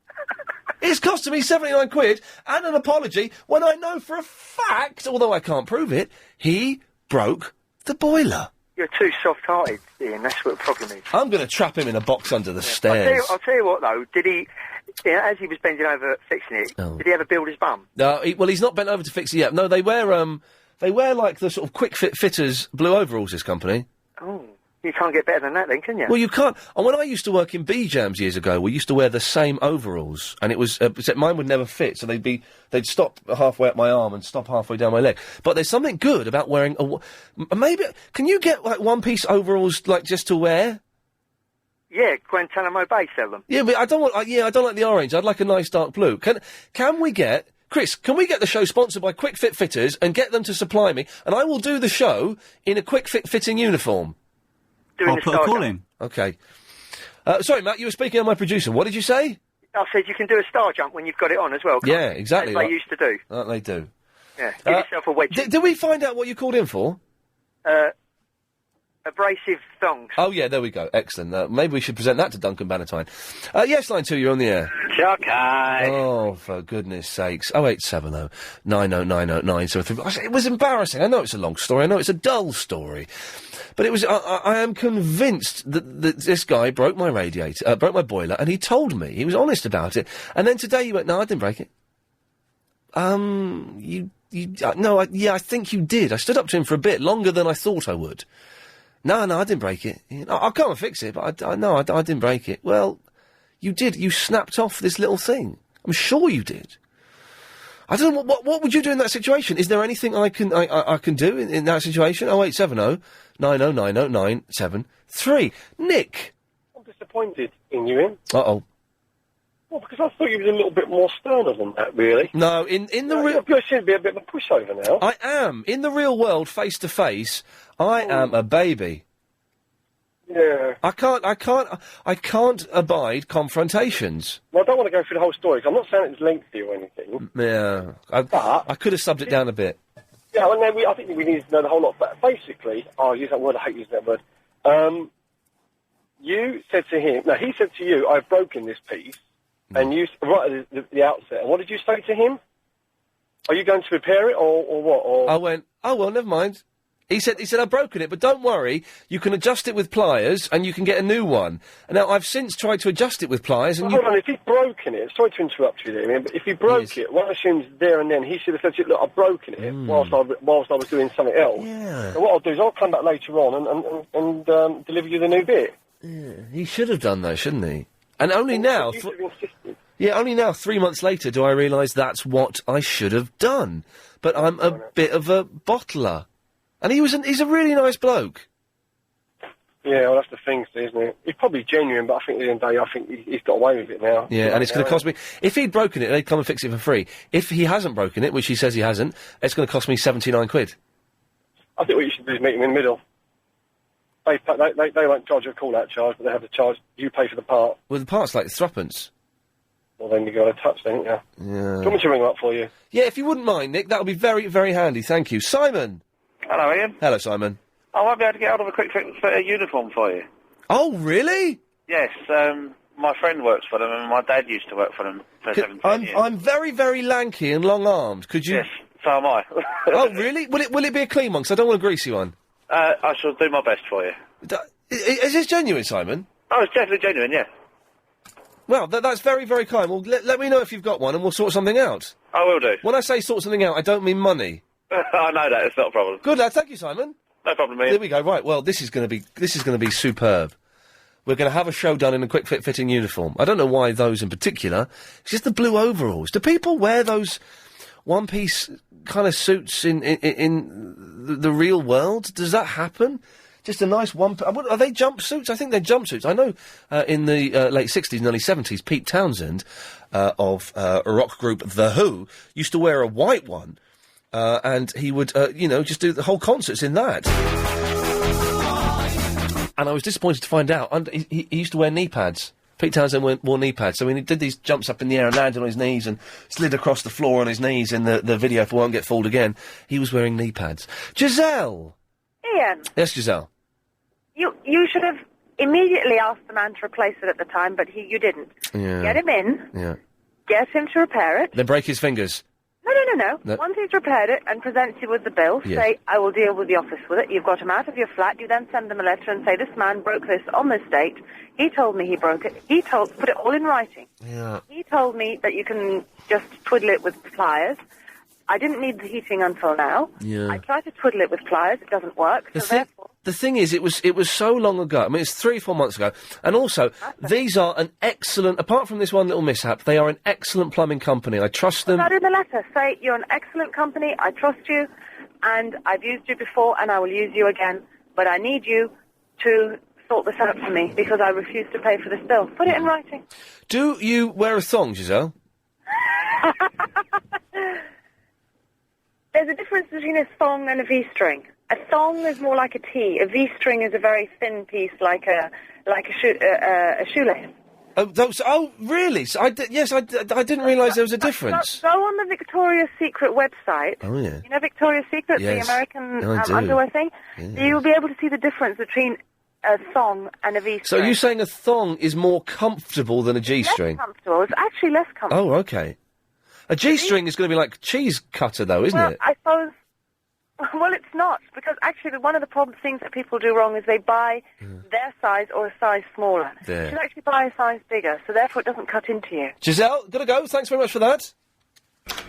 Oh, text, folks. Seeing girls' pants and my issues with not being assertive. Maybe that's what it boils down to, is a lack of assertion with this whole plumbing thing. And he broke it. You're right, I should have said something at the time. Of course I should, but he was a nice bloke and he was stressed and I didn't want to hassle him. Maybe I just need to be a bit more assertive. On the phone, it's easy. Doing this, it's easy. On the phone in the real world, it's easy to be assertive. But face-to-face, one-on-one, I can't do it. Can't do it. People-pleasing, isn't it? 0870 90 90 973. Charles is in the Worthing. Good afternoon to you, Charles. Good afternoon, Ian. How are you? I'm on top of the world and having a great time. I spoke to, what's his name, Chris? Oh, yeah, that was his name. I'd like to ask you a question. Yes. Now, the testing of air raid sirens, do you remember them? Well, what, from World War II? Yeah. I don't remember them, but I'm aware of them. You heard them, yeah. Well, they used to be tested every 6 months. Right. Now, we don't hear them no longer. Is that because they don't consider it long enough? They have the time to sound them if they were attacked. Charles, yeah, we're not being bombed by the Luftwaffe anymore. Not yet. Yeah, I don't, from what little I know about Germany, I don't think they're going to get their armies together and come over and bomb us again. Well, I think... somebody else might, mightn't they? What, from the air? Yeah. Who? Oh, the bloody bombs they got nowadays. Yes, but those are generally worn under jackets, and they're not... They won't have time to sound the alarm, will they? No, exactly, that's why they're not bothering to sound it. Why don't they tell us then? Tell you what? That they're not going to use them. But, the air raid... The alarms. The air raid sirens? Yeah. But I use them for what, Charles? We're not... The warners that we're going to get blown up. But what, by suicide bombers? Pardon? By aeroplanes or by suicide bombers? No, not suicide bombers. They send them over in airplanes, don't they? Who do they send over in airplanes? Pardon? What is going on today? We've had a guy talking about hanging. We've had Mrs. Sawyer, who was bonkers. We've got Charles. I don't know what he's talking about. I don't know what he's talking about. What? Yes, Charles. What air force is going to bomb us? I don't know. We're not at war with anyone that's got a significant air force that could do that. Who's these people that's got the atom bomb or something? Are you in the bath? No, I'm draining some potatoes off. You're laying some potatoes off? What does that mean? I'm cooking the dinner. Thank God for that. I thought it was a euphemism. Hey? Steady on. What? Stop. I'm cooking some dinner. Yeah, well, I tell you what. Stop. Pick up the phone, because I can hardly hear you. Oh, okay, go on then. Right, how's that? Oh, Is that better? Yes. Well, in as much as I can hear you, if hearing you is better, then yes, that's better. Right. What are you talking about? What? I don't know. Well, I don't know either. Oh, okay. You know what? You know what's gone wrong, don't you? You phoned up, you ain't got a clue what you're talking about. No. Oh, you rang me at the wrong time, Ian. I'm halfway through cooking the dinner. You rang us. No, you rang me. No, you rang us. First of all, I did, yeah, about an hour ago. Well, but we've been busy. We had Duncan Bannatyne on an hour ago. All right. Anyway, look, let me ring off now, and I'll speak speak to you again perhaps later on or tomorrow, eh? Well, yeah, good lad. What was that about? If you've just tuned in, don't worry, I haven't got a clue what's going on either. Phil! Hello. Hello, Phil. How you doing? Do you know that Charles of Worthing? I'm convinced he used to be all over a different radio station annoying the hell out of Jimmy Young years ago. Oh, Jimmy Young, there you go. There's a name from the past. I wasn't reading, I was watching Have I Got News For You last night. I haven't seen it for years, because I find it a little bit self-indulgent, but... there was it was hosted by... Did you see it? It was hosted by Gordon Ramsay, who was atrocious at doing it. Pathetic. Oh, yeah, and he was only there because it's Gordon Ramsay who cooks and swears. Yeah, and that was it. He only got a laugh when he said the F word. No beginning to that man's talent. And anyway, one of the revelations on there, you know that... God, we're doing issues. Who's the blind fella with the dog? Blunkett. Blunkett, yeah. Blunkett's got his diaries out, his memoirs out. Yeah, and everywhere. When Jimmy Young got the sack from Radio 2... Yeah. Jimmy Young phoned up David Blunkett and said, you couldn't get me my job back, could you? No, he did. And Blunkett phoned up Radio 2 and said, give Jimmy Young his job back. They went, well, no. He said, all right, fair enough. Jimmy, can you imagine that? He phoned, I think he was the Home Secretary at the time or something. Yeah, you Get us my job back. I'm Jimmy Young. Yeah, I'll have a word, no worries. And they got Jeremy Vine instead. Yes. Anyway, Phil, what can I do for you? Well, you were talking about overalls and boiler suits. They're called boiler suits. Yes. And I wear one in my every you're breaking up! And we lost him. There we go. Right, now, I'm getting lots of emails. Iain, have you ever been banged up? Like I mean been in prison? No. That poor child... why have you got so many emails? You can email, by the way, but I'm not going to give out the email address, because it's just mental. Iain, you might be able to sing, but please spare us from your car singing, please. I don't know what that means. Okay, sorry. 08709090973 is the telephone number. Dave is in Brixton. Iain, hello, how you doing? I'm fine, Dave, yes. Good. Mate, I need your help, but before we get into that, I think you've grown to like Chalk Ice Man, haven't you? Grown to like the Chalk Ice Man? Yeah, because before you used to hate it and used to cut him off straight away, and now you kind of quite enjoy... Conversing. No? Yeah, well, maybe. There's I've got a soft spot for I him. love him, but let's forget about Chalk Ice Man. I need your help. If I play you something, can you tell me if this jogs your memory? Okay, go on. Yep. With an email that says, "Big up Iain Lee, large up the DWD crew." It was filthy, it was obscene, and I wrote to them saying, look, is there any chance you could clean it up, you could make it a little bit friendlier? They said no, but you can bleep out the swearing and the violent bits if you want. So we did. This is their song, LBC on You. I remember this. Yeah! Clean version of the DW Cruise. Right, why I need your help is because that's 2 hours and 11 minutes into the podcast. Yes. You mentioned that song at the very beginning, and I was quite excited to hear what it was all about. Yes. And they cut it out of the podcast. I really am keen to hear it. Have you guys still got that song? Dave, stay there. We'll discuss it after this. More champagne. Dave was saying then, basically, ages ago, we used to do a thing where we would play MP3s that you had sent in after 6 o'clock. And that was... Who was that by again, Dave? Apparently it was the DWD crew, and the track was called LBC on You. And I waited almost 2.5 hours for that, the whole podcast. Great as it was. Yeah. To hear it, and then it actually has you laughing hysterically, saying "This is genius." It is. Don't have it in the podcast. I do remember it is fantastic, and it was filthy and really violent, and we had to bleep loads of it out. Yeah. Have you got the bleeped version? Hang on. What is this? Hang on. No. Oh no, that's not it. No, that's not it. No. Right, I haven't got it, but Chris has gone off. He thinks we may have it on a CD somewhere. Excellent. So he's... Also, yes. Around that kind of time, you got the sample of Anne with, I've got a mouthful of sausage. Oh, yeah. You remember that? We've still got that. You use that. That's a great one to throw in there. I'm just going through all the old podcasts from earlier on in the year. I've got a mouthful of sausage. Yay! Is there? Great one. Dave, keep listening. If we can find it, we'll play it after 5. Thank you very much. Good lad, thank you very much. We used to do that. We used to have... let's just take this one. Line 9, you're on the air. Hi. Hi, good afternoon. Good afternoon. You're on the what radio? On the radio. Yes. Is this Ian? Yes. Hi, Ian. Hello. Yeah, you are. Turn your radio off. I want to speak to you about the, the inventions you wanted to submit to Duncan Bannatyne. Oh, he's gone now. It's too late. I know, but you might have an interest because we were talking the other day about the B-days. Oh, yes. B-days, of course, being bobbins. Yeah. Yes. So these B-days, you find it difficult to use them. Well, I don't find it difficult. I just find it unnecessary.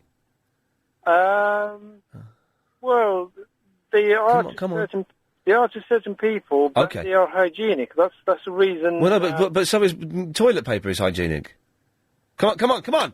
But it's not really that hygienic because the most form of hygiene is water. The most form of hygiene is water. Yeah, washing. No, but if you use, without going into too much detail, if you use toilet paper, that's hygienic. No, because it doesn't clean everything, does it? That's why the Japanese have invented the, their... Okay, what's your invention then? Well, my invention is similar to similar to the Japanese, right? But it's more wall-mountable. Yeah. It's like those electric showers. Yes. Yeah, it's basically mounted on the wall. Yes. Near where you sit on the. It's a shower that you fire up your backside. Yeah, but it dispenses water to the required... It's been invented. Yes. It's been invented, and I get this. This is true. Someone emailed me this the other day, and I thought it was too vulgar to say. I'm going to say it, and this is a true product. It's called the bum gun. The bum gun? The bum gun. I promise you. Go and look on eBay. Go and look on the internet. The bum gun. It does exactly what you're describing. But I'm the only one who has a patent. Sorry. Right. Well, the guy that invented bum gun, and I'm not saying that phrase again, so don't even try and get me to say it, has got one. Thank you for that. 0870 9090 973. Speak to you after the latest LBC News. You're in, Lee.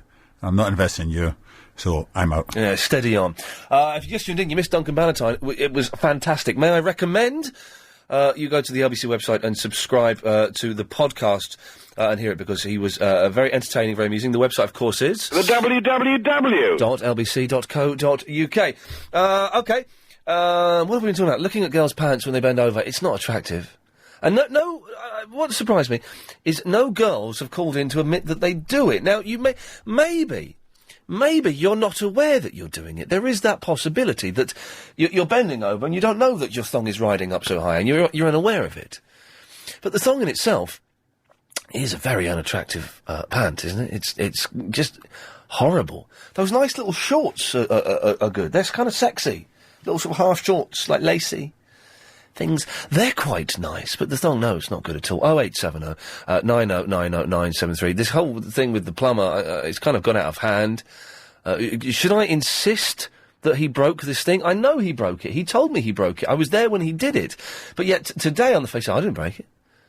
No, I didn't break it. Well, I think you did. Do I have it out with him? Do I insist that he did? Or what? 0870 9090973. And don't forget, we're having the Tuesday text vote today, which is, should Madonna be allowed to adopt a baby?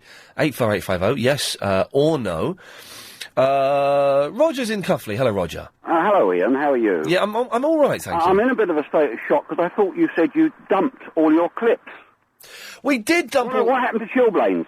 Okay, what happened was, a few months ago, we decided that we were going to dump all of the clips that we have on the show. I heard the programme. Chilblains? But, yes... You still got it? Well, yes, now, after and thing is, it took Chris about 3 hours to get all of the things off the system and save them on disc. Months later, I had a dream that I needed the clips, and I came in the next day, I said, Chris, you know those clips that it took you a long time to take off? I want them all back. Well, they're brilliant. And he's Gotta keep 'em. He's put most of them back. Good. But there's one or two that we've lost. Mouthful of sausage is brilliant. Chilblains, well, I married Chilblains. That's brilliant. You're not the one that's married to Chilblains. Yeah. There we go. Roger in the Potter's Bar. Yes, of course you are. Yes, you're Chilblains. Yes. We've lost a lot of... Unfortunately, we've lost a lot of Yasser. All we've got of Yasser is this. Oh, shut up now, you toe rag. We've lost the song that the guy before the news was asking for. But we have found I Want to Be a Winner by Brown Sauce, so we've got that. And what about Anna Rayburn's a little blow never hurt anybody. That we have lost all of the Anna Rayburn ones. Right, okay. Yes, I suspect foul play there. Chilblains and a mouthful of sausage. Well, you want them now? Please. God, there's no satisfying you. Okay, here's one. Chilblains? And then for the mouthful of sausage, I have to go all the way down here and go... I've got a mouthful of sausage. Thank you, Roger. Paul? Paul? Hello? Hello, Paul? Paul, I can't hear you, but I'm quite happy to... Other radio stations will cut you off now, but I'm quite happy to let you stay on. What? Hello? Hello? Paul? Oh, is it me? I thought I dropped off into the ether again. Is that Paul? No, it's Phil. Oh, well, where's Paul gone? I don't know, he's not in here. Paul's on the other line. Paul? Paul's gone. Now, you're the Phil that we lost a few minutes ago, are you? Yes, I'm sorry. Unfortunately, the company phone that they gave me, it's not particularly good. It's one of those, the future's bright, but the signals... Oh, no, they're excellent. I've got one of those, and they're excellent. Do you remember when mobile phones were really new? Not really new, but quite new. And there used to be a thing called Rabbit. Yes. And you could... a rabbit meant... It means a different thing now altogether, but in those days, stations, like train stations and shops would have a rabbit sign outside, and what it meant was, if you had a rabbit phone, you could make a phone call outside there because there was a signal. That's right, yeah. I remember those. The old days were rubbish, weren't they? Everyone looks back fondly, but they were cack. Well, the first mobile phone I was ever given as a truck driver was a great big black thing about the size of a house brick, and then there was a telephone receiver and an aerial stuck on the top of it. There you and go. It weighed a ton. Yeah. I mean, that's... And they used to... Listen to us old grumpy old men. And they used to cost about 700 quid. Yeah, more than likely, yeah. No, we're lucky that we're living today because things are so much better than they were even 10 years ago. Yeah, I suppose they are, yeah. Anyway, Phil, apart from reminiscing with me, what else would you like to talk about? Well, we were nattering about boiler suits, and I have to say to you, just before I got sucked off into the... Oh, that doesn't sound very Yes. Let's carry on, yes, good lad. Ether. Yeah, I sort of wear a boiler suit in my everyday pursuit as a road tanker driver. Oh, right. Now, it's a boiler suit, is it? They call it a boiler suit. It's not I always thought it was called a jumpsuit. No, it's a jumpsuit's something else. A boiler suit it's just a one-piece overall designed for keeping everything clean all at the same time, really. Press studs at the front? Yes, press studs at the front. You can get waterproof ones, you can get all sorts. But you know, right, well, there's actually a hierarchy in certain industries about what colour boiler suit you can wear. Oh, go on then. How does that work? When I served my apprenticeship, as a shipwright in Liverpool. That's like a ship's carpenter. And we all wore blue boiler suits. The blue's the colour that I want. Well, well, we all had to wear blue. Yeah. But the engineers had to wear white. Oh, no. Yeah, what's the point of that? The engineers, oil, muck. It's going to get filthy. Yeah, but the thing was, I actually got pulled up by a foreman one day. I'd got my boiler suit all covered in this red lead stuff that we were painting the bottom of a ship with. Yes. And someone said to me, he said, you'll have to get those off here. There's a pair of white ones here. So I put the white ones on. And the charge hand for the engineers, he said to me, you. I said, well, who are you? I said, well, I'm Phil Cowell. He said, well, you're not an engineer. I said, no, I'm a shipwright. He said, I'm going to bloody overalls off. He said, they're engineers. You're not an engineer. What are you doing wearing white? And I remember thinking, calm down. Imagine getting so het up over the colour of somebody's overalls. But Phil, it's stuck with you all these years later. You need to get it out of your system, man. I'm scarred. I'll tell you that. Go and get some therapy. Phil, thank you for that. 08709090997. Let's go over to the text vote, shall we, and see what's happening. 84850. It's the Tuesday text vote. Iain, what's wrong with counterfeit money? After all, it does the job. Could be those legalised... Oh, this is... Oh, I see. I think there's a story in the news about counterfeit money. Well, it's illegal. That's what's wrong with it. There's no need for it. Iain, I think your show is amazing. My first time listening to you. I thought no one could beat Steve Allen, but you have. Well, there you go. Thank you, Sophie. We're only supposed to be texting. We only dust off the text machine on a Tuesday for the Tuesday text vote, and today's question is, should Madonna be allowed to adopt a baby? That's it. I don't want any of this other, niceties and stuff like that. I'm wheezing. Basically, I'm seeing if I can talk up to the talk-up time without having to cough, because I feel a little bit... need to cough there. No, muffed it up totally.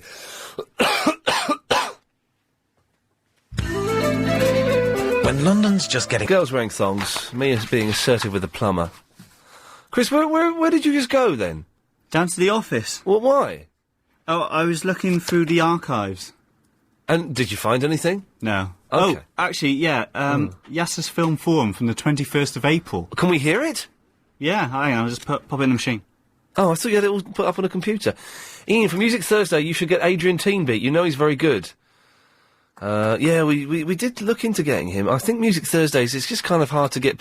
When we did Music Thursdays, it was to get people that we really, really liked.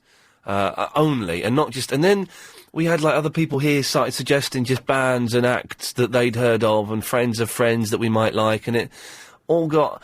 So I don't know if we're going to do it as a regular thing anymore. I think we might just do it if there are people in town that we want to get on the show, but as a regular thing, I don't know. 08709090973. Let me know what you want. Is it we queued up? Are we? Okay, this is Yasser from the old days. Oh, we're just putting it in the machine. The thing is, Chris, that when moving the head up and down, that means yes. That call me strange. That's the universal symbol for yes. So when I ask a question and you do that. And then I go to do it, and Helen panics because she knows what's going on. London's LBC 97.3. The 3.5 hour, 3 till 6:30 Iain Lee Afternoon Wireless Show. No, I don't have a computer. Is this a whole show we're playing? I'd rather be scrubbing my English potatoes. What? I think we're just playing up. Will evil never rest? Okay. My name Right, okay. I tell you what, let's do this another day, shall we? Jeez, Chris, what were you thinking? You're the producer of this show, and that 30 seconds was awful. You just played a CD of another show. I thought you had a bit queued up. I thought you just don't know what you're doing. I don't even know why you're here. Helen can do your job better. She's more pleasant to hang out with. But who will get you your Kit Kats? Oh, yes, good point. Oh. Cheers, thank you for reminding me of that. If people are just tuning into this show for the first time, they want to know that this is the cream. Right, not the show. Okay, that was... well, that's actually quite handy to have on standby, is a CD of an old show. So when I do just walk out to give Chris a quid to get me some sweeties, he can do that. 08709090973. Girls, can a girl call in and tell me, yes, Ian, I'd expose my thong. I enjoy exposing it. It is exciting, because it looks disgusting. Kelvin in Wembley, do you know what I'm talking about, Kelvin? No, I think thongs are quite nice, but, you know. Okay. I just think, but when a girl's bending over to, like, pick up a dog or something, and you can see it halfway up her back, don't you think that's horrible? No, I think that's quite nice, but... Okay, well, that's fair play, that's your point, well made. Especially if they're red.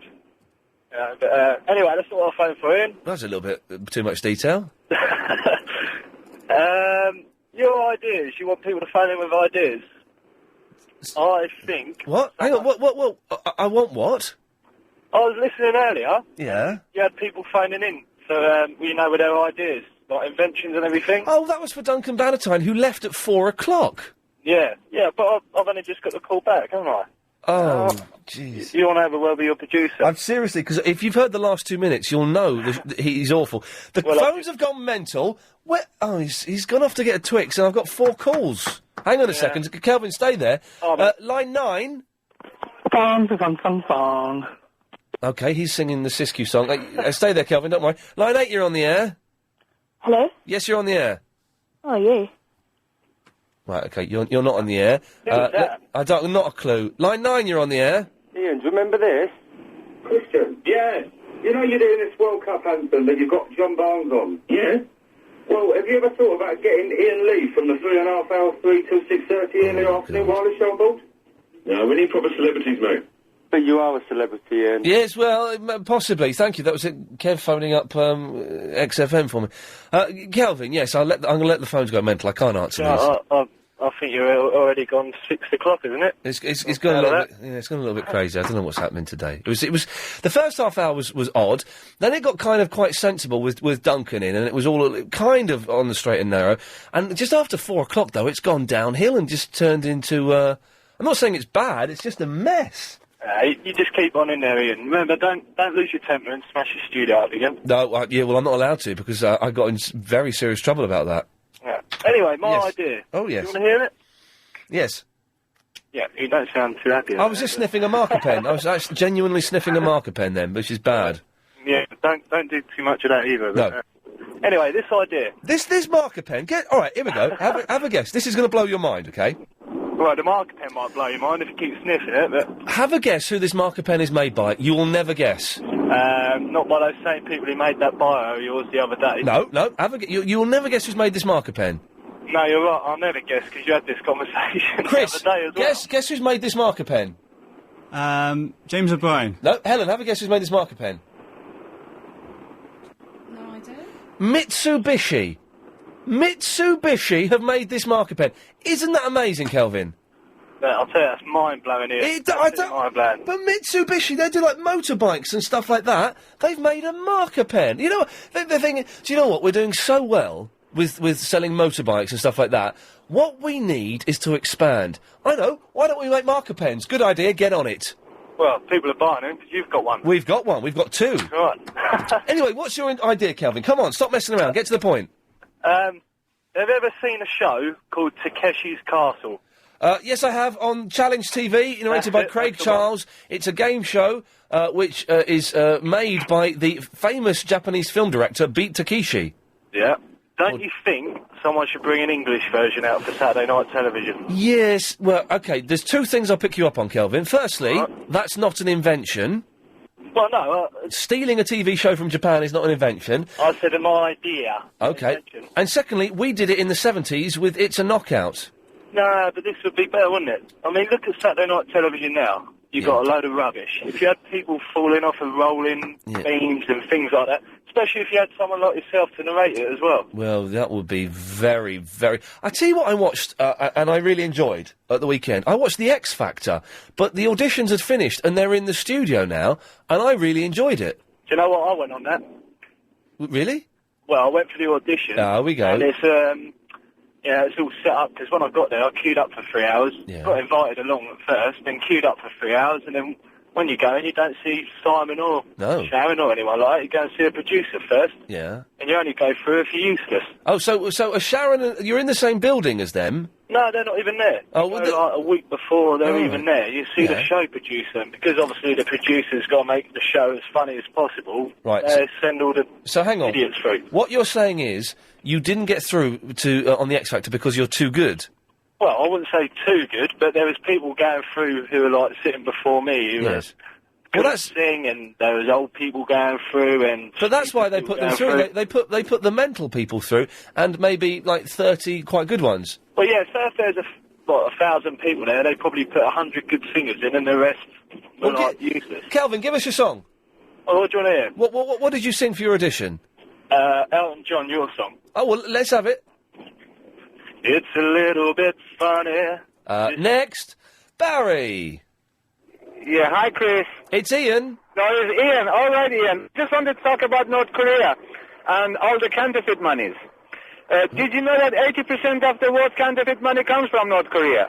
And these people are talking about sanctioning this and sanctioning that, and it doesn't really affect them because they just got all those dollars and spending it all over the world. But the thing is, Barry, did you see the amazing show the Koreans were putting on today? No, what was it? It was to celebrate 80 years of anti-imperialist regime or something. So it was a show of about 50,000 North Koreans, all with lighted torches, doing an amazing... You didn't see it, did you? No, I heard you talking about it on the radio. Well, then you know what I'm talking about. What was that about? We've had a lot of freaks today. It seems we've had a higher percentage of fruitcakes today than we normally get, which is fine. Hey, listen, I don't mind that at all. It's fine. But save some for Clive's show, do you know what I mean? I don't want to take all of the freaks from Clive, otherwise what's he going to do for 4 hours?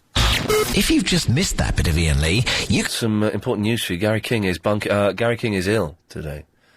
So he won't be doing the big quiz, so the big quiz is cancelled. No, it's not. Anthony Davis is in. And if you've not heard Anthony Davis through the night, filling in for Bill Buntley, then you've missed out, because he's been pretty good. And he'll be on at 7... doing the big quiz instead of Gary King. And while we're here, I might as well tell you that Clive Bull is on at 8 till midnight. Just get all those little trails out of the way. OK, we'll take more of your calls after the latest LBC News. To you, a load of people emailing in. Mitsubishi don't make motorbikes, they make cars, Ian. Up yours. I don't care. You know what I mean? It's just a throwaway comment. Get real. Real life, real London. OK, so, what have we discussed today? Well, we've talked about me bottling out, confronting a plumber. I said confronting a... because I've written it down here. I've written plumber to remind me... Dear God Almighty, it's been an odd show today. If you've missed it, I do recommend you get the podcast. This one, I don't really say that, but it's worth having a listen. Oh, and also, E4 11, there's the video game BAFTAs that I presented an award at. There is a chance you'll see Vernon Kay doing a Pradeep. I suspect it will be cut out because it's virtually meaningless, but there is a slim chance he will do a Pradeep. To be honest, I would be surprised if they didn't cut my bit out, but we'll see. Girls showing off their thongs. And other things as well. 0870 90 90 973. Got the 5:38 Daily Correspondent update coming soon. 6 o'clock at Triple M. Your call's going straight to air. But before that, it's a pleasure to welcome live on the air from Dartford. It's Francis. Hello, Ian. Hello, Francis. Stuck on you. 2 days in a trot. I beg your pardon? Getting stuck on you. Stuck on me, right. 2 days in a trot. Not literally. Yeah, you've got a great show there, Ian. Thank you. Yeah, you were talking about thongs and G-strings? Yeah? Pretty disgusting. Yes. From a female point of view. You don't enjoy it? Well, don't wear it, so I don't enjoy it. Right. I don't enjoy looking at them, at young girls. No. I think, yes. There's nothing thrilling, nothing tantalising. Maybe men think about them differently, I don't know. Well, the men that have called in to say they find the sight of a girl bending over and showing her thong have all been, how can I put this? They've been common. Really? They've been common men. You can hear from the tone of their voice, they're a little bit rough, a little bit gruff.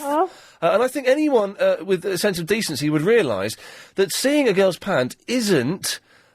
sticking out from the top of her jeans isn't sexy. No, there's nothing left to the imagination, is there? Do you wear thongs, Francis? Oh, good God. No way. No. You go commando, do you? Sorry? No way. So you a G-string? No. Do I have to keep guessing, or are you going to tell me? Well, I'll leave you keep guessing. Okay. Well. Even men. I mean, look at Peter Stringfellow. My God, I thought, yuck.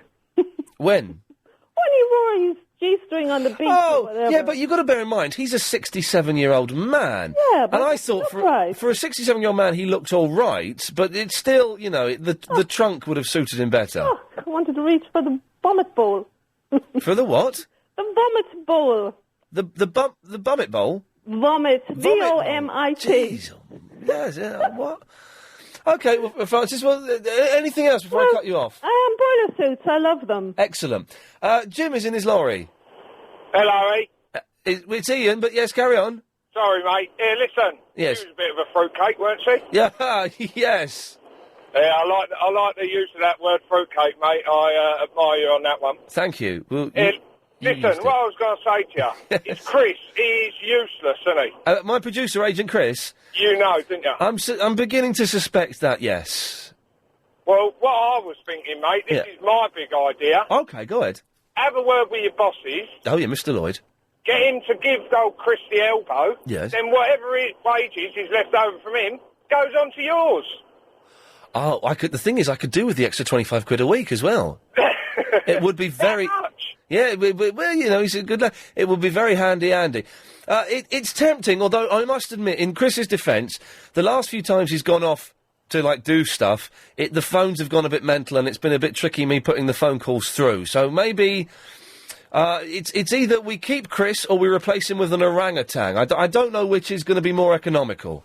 Well, I don't know. I think the latter one might be better. Jim, I shall have a look at it. As I've said before, it would be fantastic to have a monkey in here. I know animal rights and all this, and, you know, I'm a big lefty in animal rights, but having a monkey in a little bellboy suit would be fantastic. Oh, 5:38. It's time for the daily 5:38 Daily Correspondent Update. Brought to you every day. Daily. Hi, this is Leon in the Lakeside. I'm not talking about lost Uber correspondent, so here's some advice. if you've got a compulsion for eating chocolate bars out of a bin, don't do it. Try a fish biscuit.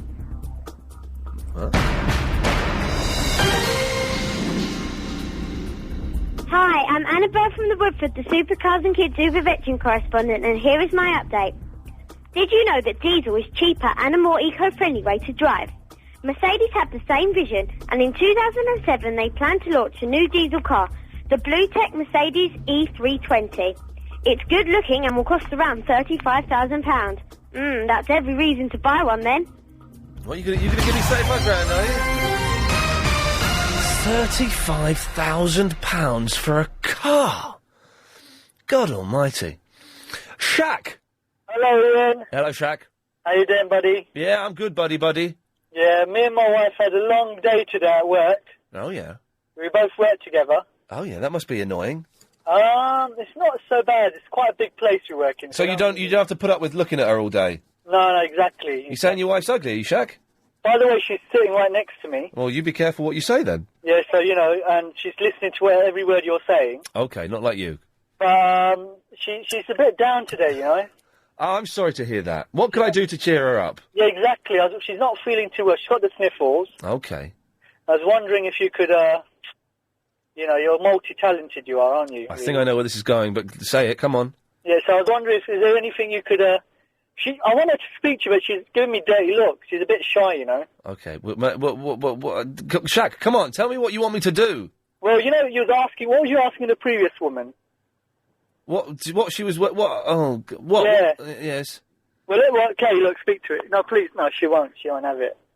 Okay, Shaq, there isn't a woman there, is there? No, it's right next to me. You don't have a wife, do you? Okay, can you make a noise, please, darling? Okay. No, Shaq, this is embarrassing, mate. There's no one there. You never got married because girls don't like you. Okay, this is awful, Shaq. Give it up. You don't have to convince me that you're married. Okay, say something. She doesn't want to because she doesn't exist. There's no one there, Shaq. Listen, you should just go home to your bedsit, go and listen to Clive Ball tonight and just cry into your frozen ready meal because you live on your own. You're a sad, unattractive man, Shaq. She's laughing. Yeah, she's not laughing because she's not there. She doesn't exist. Oh, isn't that pathetic? I feel really sorry for him. That poor, poor man living on his own with a fantasy in his head that he's actually been lucky enough to get married. Tallulah. Yeah, what a saddle. I've only ever heard that noise when I tickled a girl once, and I certainly don't think I'm tickling you. Yes. You know what? No. I like your baby photo. On MySpace? It's not me. I was never an Asian boy. No, it's Verinda. Oh, really? No, you're joking. No, I'm not joking. If anyone doesn't know Helen Behind the Glass thought that as well. If people want to look at this picture, then please go to myspace.com/The Real Iain Lee, where I'm still holding open auditions for my 3,000th MySpace friend. I can't speak all of a sudden. I've hit the wall. I've hit that wall now. And you'll see a picture of Verinda as a 1-year-old. Hey, you! I have to tell you, The Rocksteady crew. Show them what you do. Make a break, make a move. Ooh. You know what? The song thing reminds me of a picture when you see it in 5 years later for the girls who wear all that stuff. And they see the picture and says, oh, no! And then the other says, come on, show me. No, I can't show you. It looks awful. And if you know what Tallulah's talking about, then send your answers on the back of a stuck-down envelope to Iain Lee at LBC Towers. What are you saying, Tallulah? What I'm saying is it's a typical fashion where when you look back on it, I don't have pictures where I say, oh no, because I never followed the fashion. But I've seen loads of people saying, I can't show you this picture, it's awful. It's when those guys, those funny skirts or whatever. Yes, I've got a few bad haircut pictures, but generally I've kind of looked the same, apart from putting on a lot of weight in the last 2 years. I kind of looked the same for the last sort of 9 years, really. So in other words, you had your mind on your own and not following silly fashion. Yes, it would be very hard to call me fashionable in any sense of the word, really. That is quite healthy because you make up your mind and not follow some idiots who you what to wear. Hey, man, put your hands up if you're an individual, yeah. Yeah! All right. Come on. Yeah, rock and roll, isn't it? Exactly. Yes. rock and roll. There we go. Do you wear a thong? No! Excellent. That's a little bit too much information already. There. Okay, well, it's 6:15 already, for goodness sakes. Don't forget, it's 6 o'clock. It's Triple M, where we take your calls straight to air. If you've not heard it before, well, I was going to say, it's kind of, anything goes, but that seems to be what's happened in the show today. It's, I don't know. If you want to get on before then, give us a call now, 0870 9090 973. More of your calls after this. Nice alloys, Pete. 9090973 is the telephone number if you want to give us a call. Don't forget. LBC on 261. Pass it on. Pass it on. Yeah, 33 years old, that slogan, and still going strong. Let's go to Terry. Ian. Hello, Terry. Hello. Yeah, I'm ringing about a strange phenomenon I've noticed on LBC on your show lately. Yes. Yeah, every time people mention certain things about Chris, they seem to be cut off by... Terry, where are you? Are you in Mayfair or Morden? I'm in Horsham at the moment. Is there another Terry? There's me. Where are you, Terry? I'm in Mayfair. Okay, we've got two Terrys on the phone. This is confusing. I'm a first-time caller, excuse me. There's on thongs, Ian. Yeah, hang on a second. Let's speak to Terry first, Terry. Yeah, save confusion. All call us Terry. Right. So Terry, what were you saying? Right. Well, I've noticed that when people speak to you about certain things about Chris, he seems to cut people off, and then you're left flummoxed as to why they've been cut off. There's a couple of people have been cut off by accident, I think, or because their phones have cut out. I think it's more to do with Chris in the background, cutting people off because they're about to say something that Chris doesn't want you to know about. Well, what could they possibly say that Chris doesn't want me to know? Well, you have a look on the old And he's actually just gone then? Poor signal. Are you sure? Because, Chris, be honest, is there something you don't want me to know? No, just call us. Just make sure you got signal before you call in. Terry, have you got signal? Crystal, mate, Crystal. Excellent. Well, you can talk now, because the other Terry's gone. Forgive me. I don't know how these things work. On thongs, now I don't think status is entirely relevant beyond sexual preference, but you raised it. Now, I'm a lawyer and educated and have money and all that nonsense. And I love thongs, but I thought about it in greater detail. It's not really about the thong, it's about what's inside that counts. Now, you can't tell me, you like women, that if you see a beautiful, beautiful girl and you see a thong, you automatically think, oh, she's horrible. No. Obviously a fat bit of mutton in a thong, it's repulsive. No one wants to see it. Where did you study law? At Oxford. Which college did you go to, Oxford? Pembroke. Okay. How long was your course? Sorry? Your course was how long? 3 years. And who taught you there? I can't go into those details. A whole load of professors. You can't go into the details? Okay. Well, right. I can tell you their names, but it's a bit boring. Well, okay, so I know for a fact that you're lying.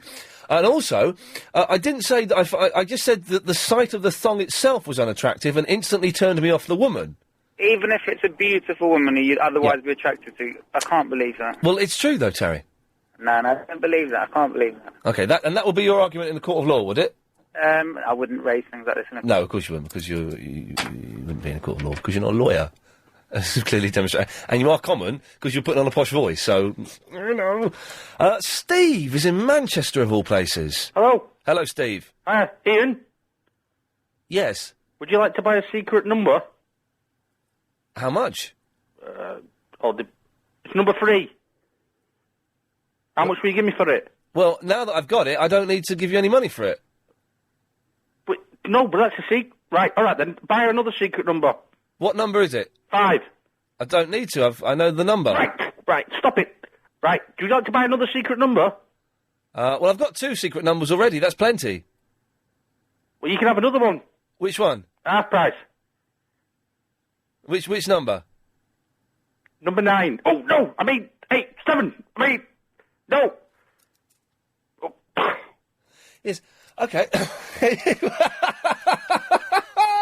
He was fun, wasn't he? Oh, now can we stretch this out for 7 minutes? I don't think so. It's Bob in Thamesmead. Oh, hi, Terry. Terry here. Yes, hello, Terry. Yeah, you were talking, you've been talking about thongs. Yes, we have, thank you. And I think they're wonderful. Right. And, Well, that's it, Ian. I mean, you know, I find, in fact, scantily dressed women far more attractive than nude ones. I don't find I find clothed women more attractive than nude ones, definitely. Well, it depends what they're wearing, you know. I mean, I could go through my list of preferences, but you'd probably cut me off. Well, the thing is, I've got Phil for 6 minutes, so... Phil? Phil. Oh, you got it, Phil? Oh, yeah, of course. Well, shall I run through it? I mean, I'm thinking of high-heeled black leather boots, sort of knee length, yeah? Yes. Black seamed. Oh no! Don't, Bob! Another call's turned up. Thank you. Anne is in Twickenham. Oh, hello. Just before I pop out, Ian, I think thongs are atrocious. What's popping out? Oh, stop it! I've been eating nectarines today, by the way, not sausages. So you're a little bit giddy? No, I'm not. I've just been speaking to my daughter in Mousewell Hill. We were talking about you. Oh, right. I'm going next week after the weekend, and I'll phone you from there. So it will be a different number, right? So? Well, just that I might put my daughter on. Okay. Yeah? Yeah. Okay. Yes. Yes, and what? And tell her she's adopted? No. No. They know they're not. Doesn't matter if you are, if you've got nice parents. It doesn't matter. You're lucky. Oh, by the way, we'll have the results of the text vote in a few minutes. Right, do you want me to talk about thongs? Yeah, go ahead. Yeah, I think they look unattractive even on well, I mean, I don't go looking at girls, but most men don't like them. No, well... Not real men, you know. Men who are a bit desperate might do, but... Yes, you're right. I think it is desperate, common men that like them. I don't know about common, because there's a lot of posh... I don't use the word posh normally. There's a lot of high-class blokes who can be very common when it comes to matters of carnal stuff.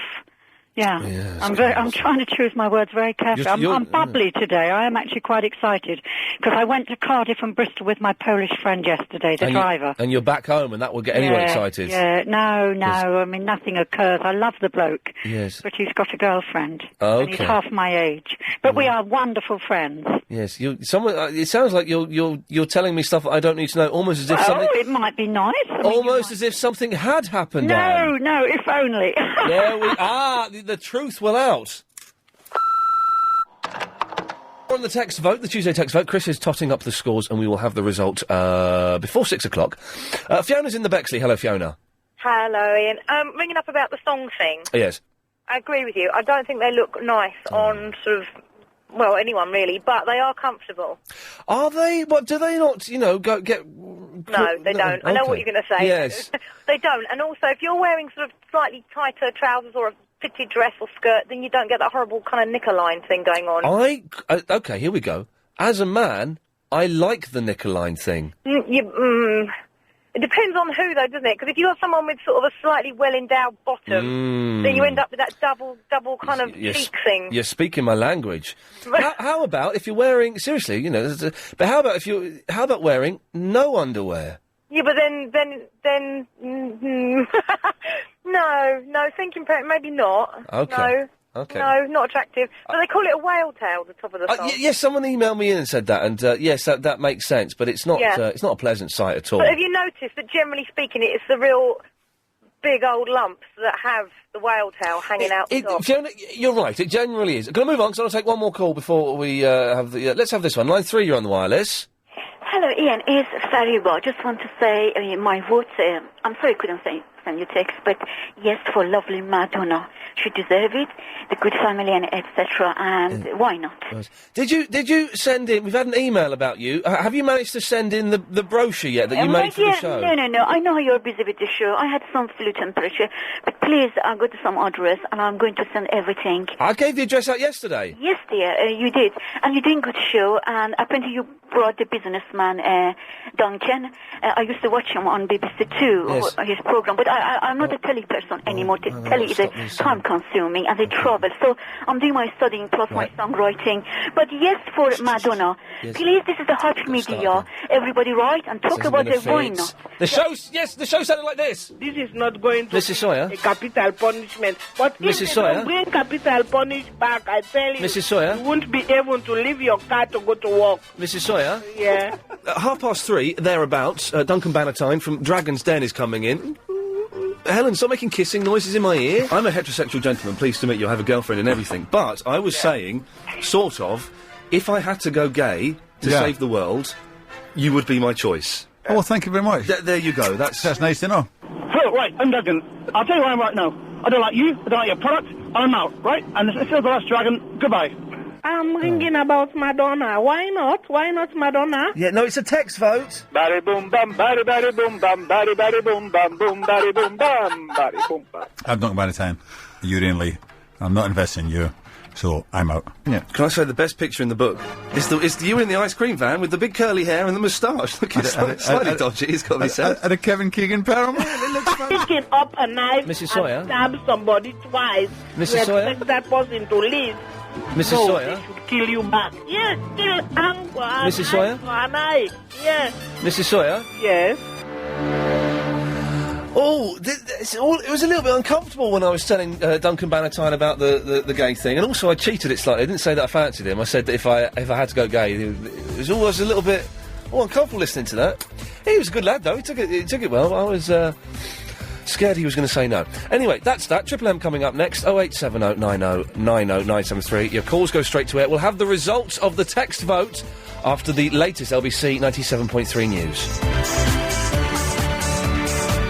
We do Triple M all day. We've been having the Tuesday text votes, a new thing that we're doing, and we're looking to get it sponsored. So if you like a serious business or something, you want to sponsor it, Iain at lbc.co.uk. Today's question was, should Madonna be allowed to adopt a little baby?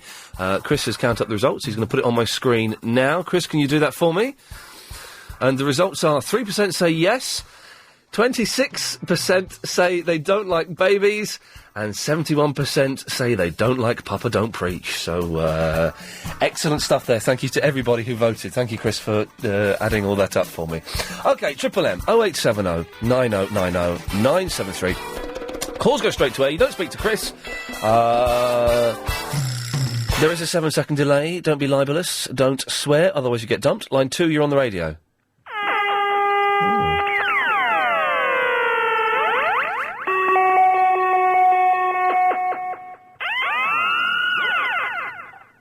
Like I'm back in that place again, Iain. Well, Graham snuck through there. I'm here, Iain. Yes, Graham, what do you want? How are you today, Iain? Excellent. We had Duncan Bannatyne in. What a gentleman. Bit tight, though, wasn't it, Iain? Yeah, he didn't give me... give you 10 grand, He wouldn't give me £10,000, which would be nothing to him. Tight as a gnat's chuff, they might say. Iain. Yes, but charming and excellent, and I recommend his book wholeheartedly. I won't be buying that, Iain. Iain, a couple of things, Iain. Yes. You know very well I'm trying to raise money, Iain, you know? Oh, £300, isn't it? But there's that you owe me, Iain. Well, so that's in the bank, that's sorted, isn't Right, it? you know- That's being done, it's being dealt with, isn't it, Iain? Well, you're not going to get that money, because I don't owe you the money, no. You do, Iain. You owe me 310, but we struck the 10 off yesterday. I don't know what I owe you this money for, Graham. You know what you owe me the money for, Iain. What do you want the money for? It's for the album, Iain. Doesn't come out of thin air, you know. Genius, you ask the Beatles, Iain. You know? But the album's coming along. I've already received donations today, Iain. 20p I got today, Iain. I found 15 pence in the sweetie machine downstairs yesterday, so I got a Kit Kat for, get this, 30 pence. How much is it usually? 45. Bloody rip-off, that is, isn't it? Not even as nice as they used to be. Iain. No, chunky Kit Kats are great. No, they're disgusting. But in my excitement, I didn't get the chunky Kit Kat, I got a normal Kit Kat. What do you think of lime bars, Iain? Yeah, they're good lime bars. I don't like Topics, though. Topics? Yeah, please. What about Boosts, Iain? Boosts are good, yep. You could do with that, couldn't you? Maybe you figure career or something, Iain. Yeah, goodbye, Graham. Yes. Line 1, you're on the wireless. Iain. Yes. Apple pie and ice cream Yeah. or chocolate fudge cake? Oh, that's a very, very good one. Chocolate fudge cake, though. With the nut roast and the cream soda. Yeah. Cool. Glad we sorted that one out. Yes, line 9, you're on the wireless. Maybe I have to help you with the boiler. Oh, right, yeah. My dad's a plumber, and I maybe have to get the part you need. Fantastic. What do I have to do for you? Absolutely nothing. Okay. All I need is the make and model of the boiler. It's a CDI series made by Bosch. CDI? Yes. Okay, I'll try and get back to you tomorrow and see if I can get the parts. Thanks very much. Line 1, you're on the wireless. Hello, Iain? Yes? Why did you confess to breaking your boiler when you broke it in the first place? I didn't break it. But you said you did break it, and you've said sorry to the bloke, and now he's laughing with £75 bill money. Yeah, I don't know why. I'm going to lose you because that's a bad line. But yeah, I just... Because he denied it outright, and I thought, well, maybe I was wrong. And then afterwards I thought, no, actually, I am right. Yes, line 5. Turn your radio off. You're too slow, Manchester. Line 8, you're on the wireless. Verinder is a sex god. Verinder is a ledge. And underneath his bed, he keeps a box full of veg. Yeah, there's nothing wrong with it, but I'm not gay. Just let everyone know I'm not gay. Line 7, you're on the wireless. Hello, Ian. Duncan Bannatyne here. Hello, Duncan. Good. Thanks for coming in today. I won't be coming in again. Why is that? I didn't like the way you kept looking at my bottom. Right, OK, well, that was just checking that the seat was all right, because these seats are, they're slightly unusual, as you'll be aware. Line 7, you're on the wireless. Ian. Yes. What's the time? It's 10 minutes past 6. You're very kind, sir. Thank you very much. Absolute pleasure. Good lad. Line 6, you're on the wireless. Hello. Yes? Hi, Ian. What's up? First time caller from Manchester. Hey, nice one. I just wanted to play you this comedy clip. Tell me what you think of it. Has it got any swears in it? No. It's a Monty Python one. Okay. I'm not sure if you heard it. Tell me if it's clear. I can hear you if you want to say anything. Okay. Cheers, 1 second. Good morning. 1 second, let me get it going again. Good morning. Good morning, sir. Can I help you? Yes. Do you have a copy of 30 Days in the Samarkand Desert with the Duchess of clicking? By A.E.J. Eliot, O.B.E.? Well, I don't know the book, sir. Never mind. How about 101 Ways to Start a Fight? By an Irish gentleman whose name eludes me for the moment. No. Yes, and why are you playing it to us? It's funny, that's why. Excellent, thank you. We like funny. Line 4, you're on the wireless. Oh, good afternoon. Is this the Iain Lee podcast? It is, yes. It is? Oh, excellent. Could I play the mystery voice competition, please, Ian? Certainly, of course you can. OK, we've got a new mystery voice today. Ah. The last one was got just yesterday at the end of the show, so we've got a new mystery voice. OK. So have a little listen, tell me who you think this is. I'm Duncan Bannatyne, and you're Iain Lee. I'm not investing in you, so I'm out. OK. Ah, I think I may have this one here. OK, who do you think it is? Yeah. Is it former Olympic javelin thrower Fatima Whitbread, Ian? You're thinking it's Fatima Whitbread. Now, I could see why you'd go for that. Let's find out if you're right. Pop-a-doodle-doo. Oh, I'm afraid you're wrong. Good effort, but you're wrong. Line 6, you're on the wireless. Don't forget your out time, Ian. Don't forget my what? Your out time. Oh, yes, it's 13:30, so thank you for that. I thought he was doing a Frank Sidebottom impression. Apparently there's a new Manchester channel that's going to be on Sky, and Frank Sidebottom's got a show on there, but I need to find out more about that. We should get him back in. I phoned him up once, he never returned my call. Yes, line 7. Good afternoon. Can I do the Duncan Bannatyne competition as well? Yes, of course you can. Who is this speaking? I'm Duncan Bannatyne. Is it Kim Jong-il? Kim Jong-il, of course, the dictator of North Korea. Pop-a-doodle-doo. Oh, I'm afraid you're wrong. It's Duncan Bannatyne. Oh. Never mind. Good effort. Line 4, you're on the wireless. Kim Jong-il, ridicule is nothing to be scared of. Thank you very much. A little bit of Adaman and a bit of topical there. So topical and old combined. Line 2, you're on the air. Help, lad, it's James H. Reeve. Hello, James H. Reeve. Where the hell have you been? Oh, I've been pursuing my communism. Excellent. I've got 10 seconds. What can I do for you? Oh, I don't know. Perhaps a tea cake. Yes, lovely. We'll take a break. This is fun, isn't it? I'm enjoying this today. 0870 90 90 973. More of your calls straight to air after this. I'm the chairman of Galliard Homes, and I'm delighted with the... Tom. We're just messing around back there. Sorry about that. All that, please.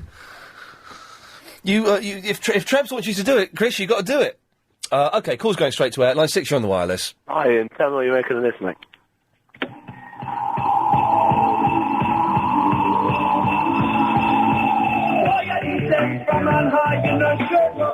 Yeah, it sounds like a load of rubbish. It sounds borderline ska.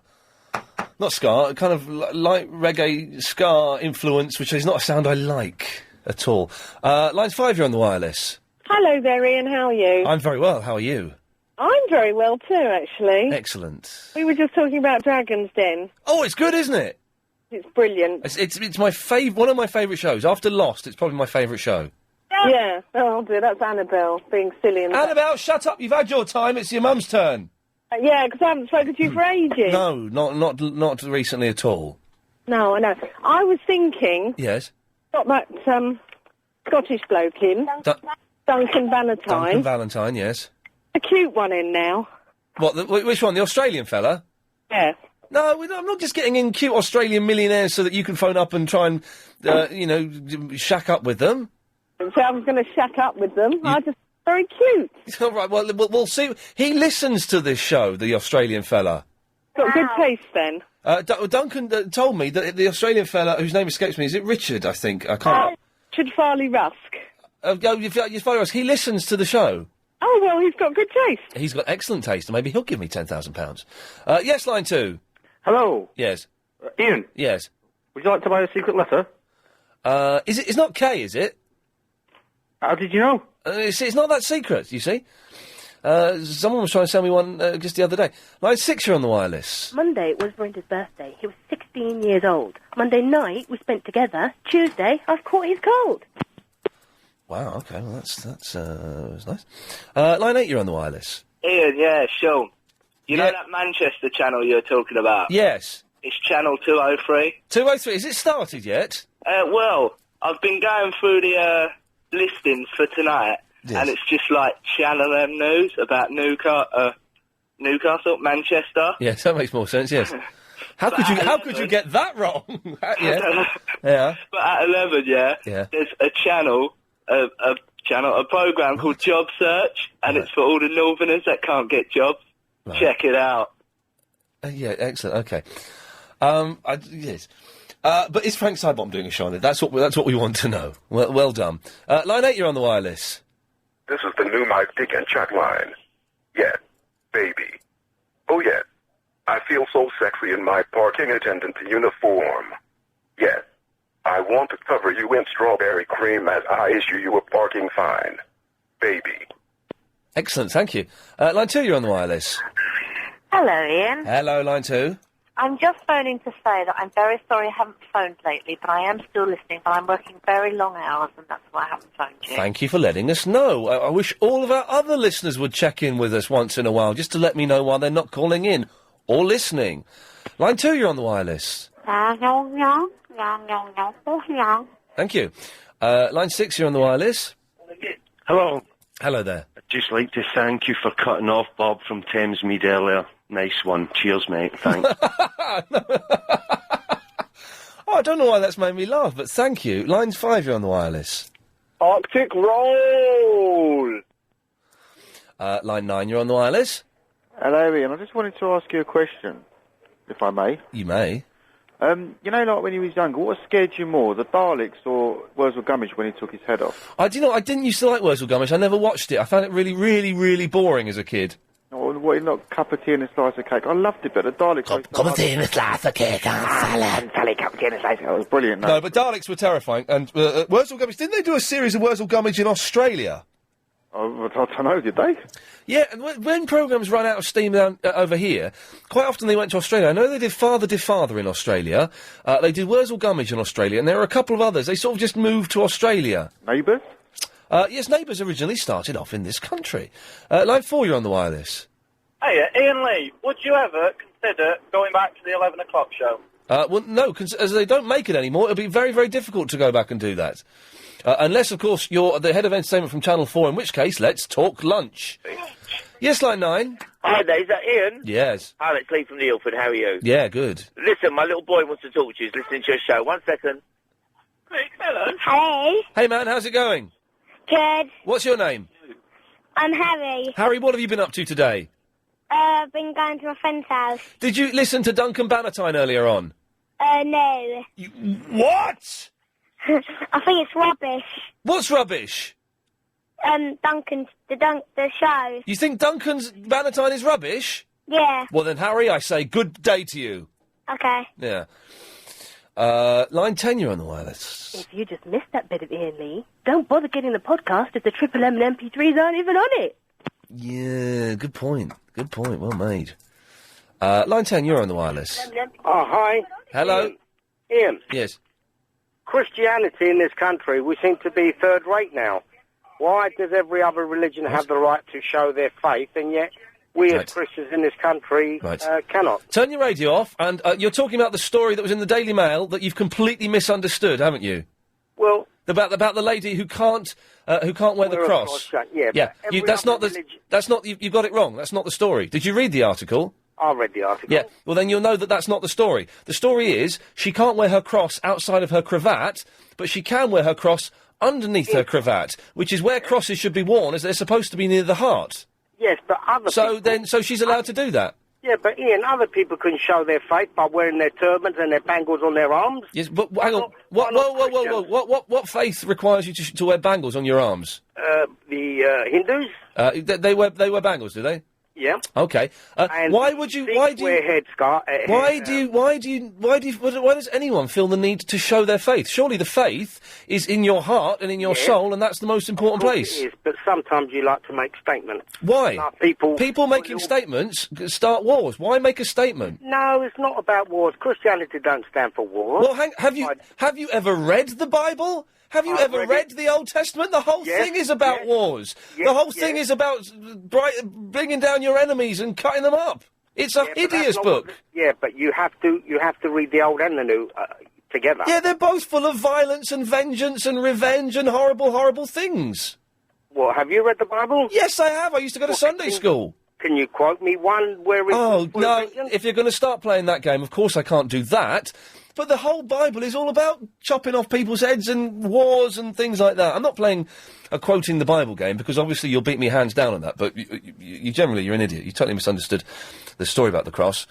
Line 6, you're on the wireless. Hello there. When I say the story about the cross, I mean the BA story about the cross, not the one about that bloke getting nails and stuff. Yes, you're on the air. The last caller said about Hindus wearing bangles on the arm. Yes? It's wrong. That's all. There we go. Lovely. Thank you very much. Line 4, you're on the wireless.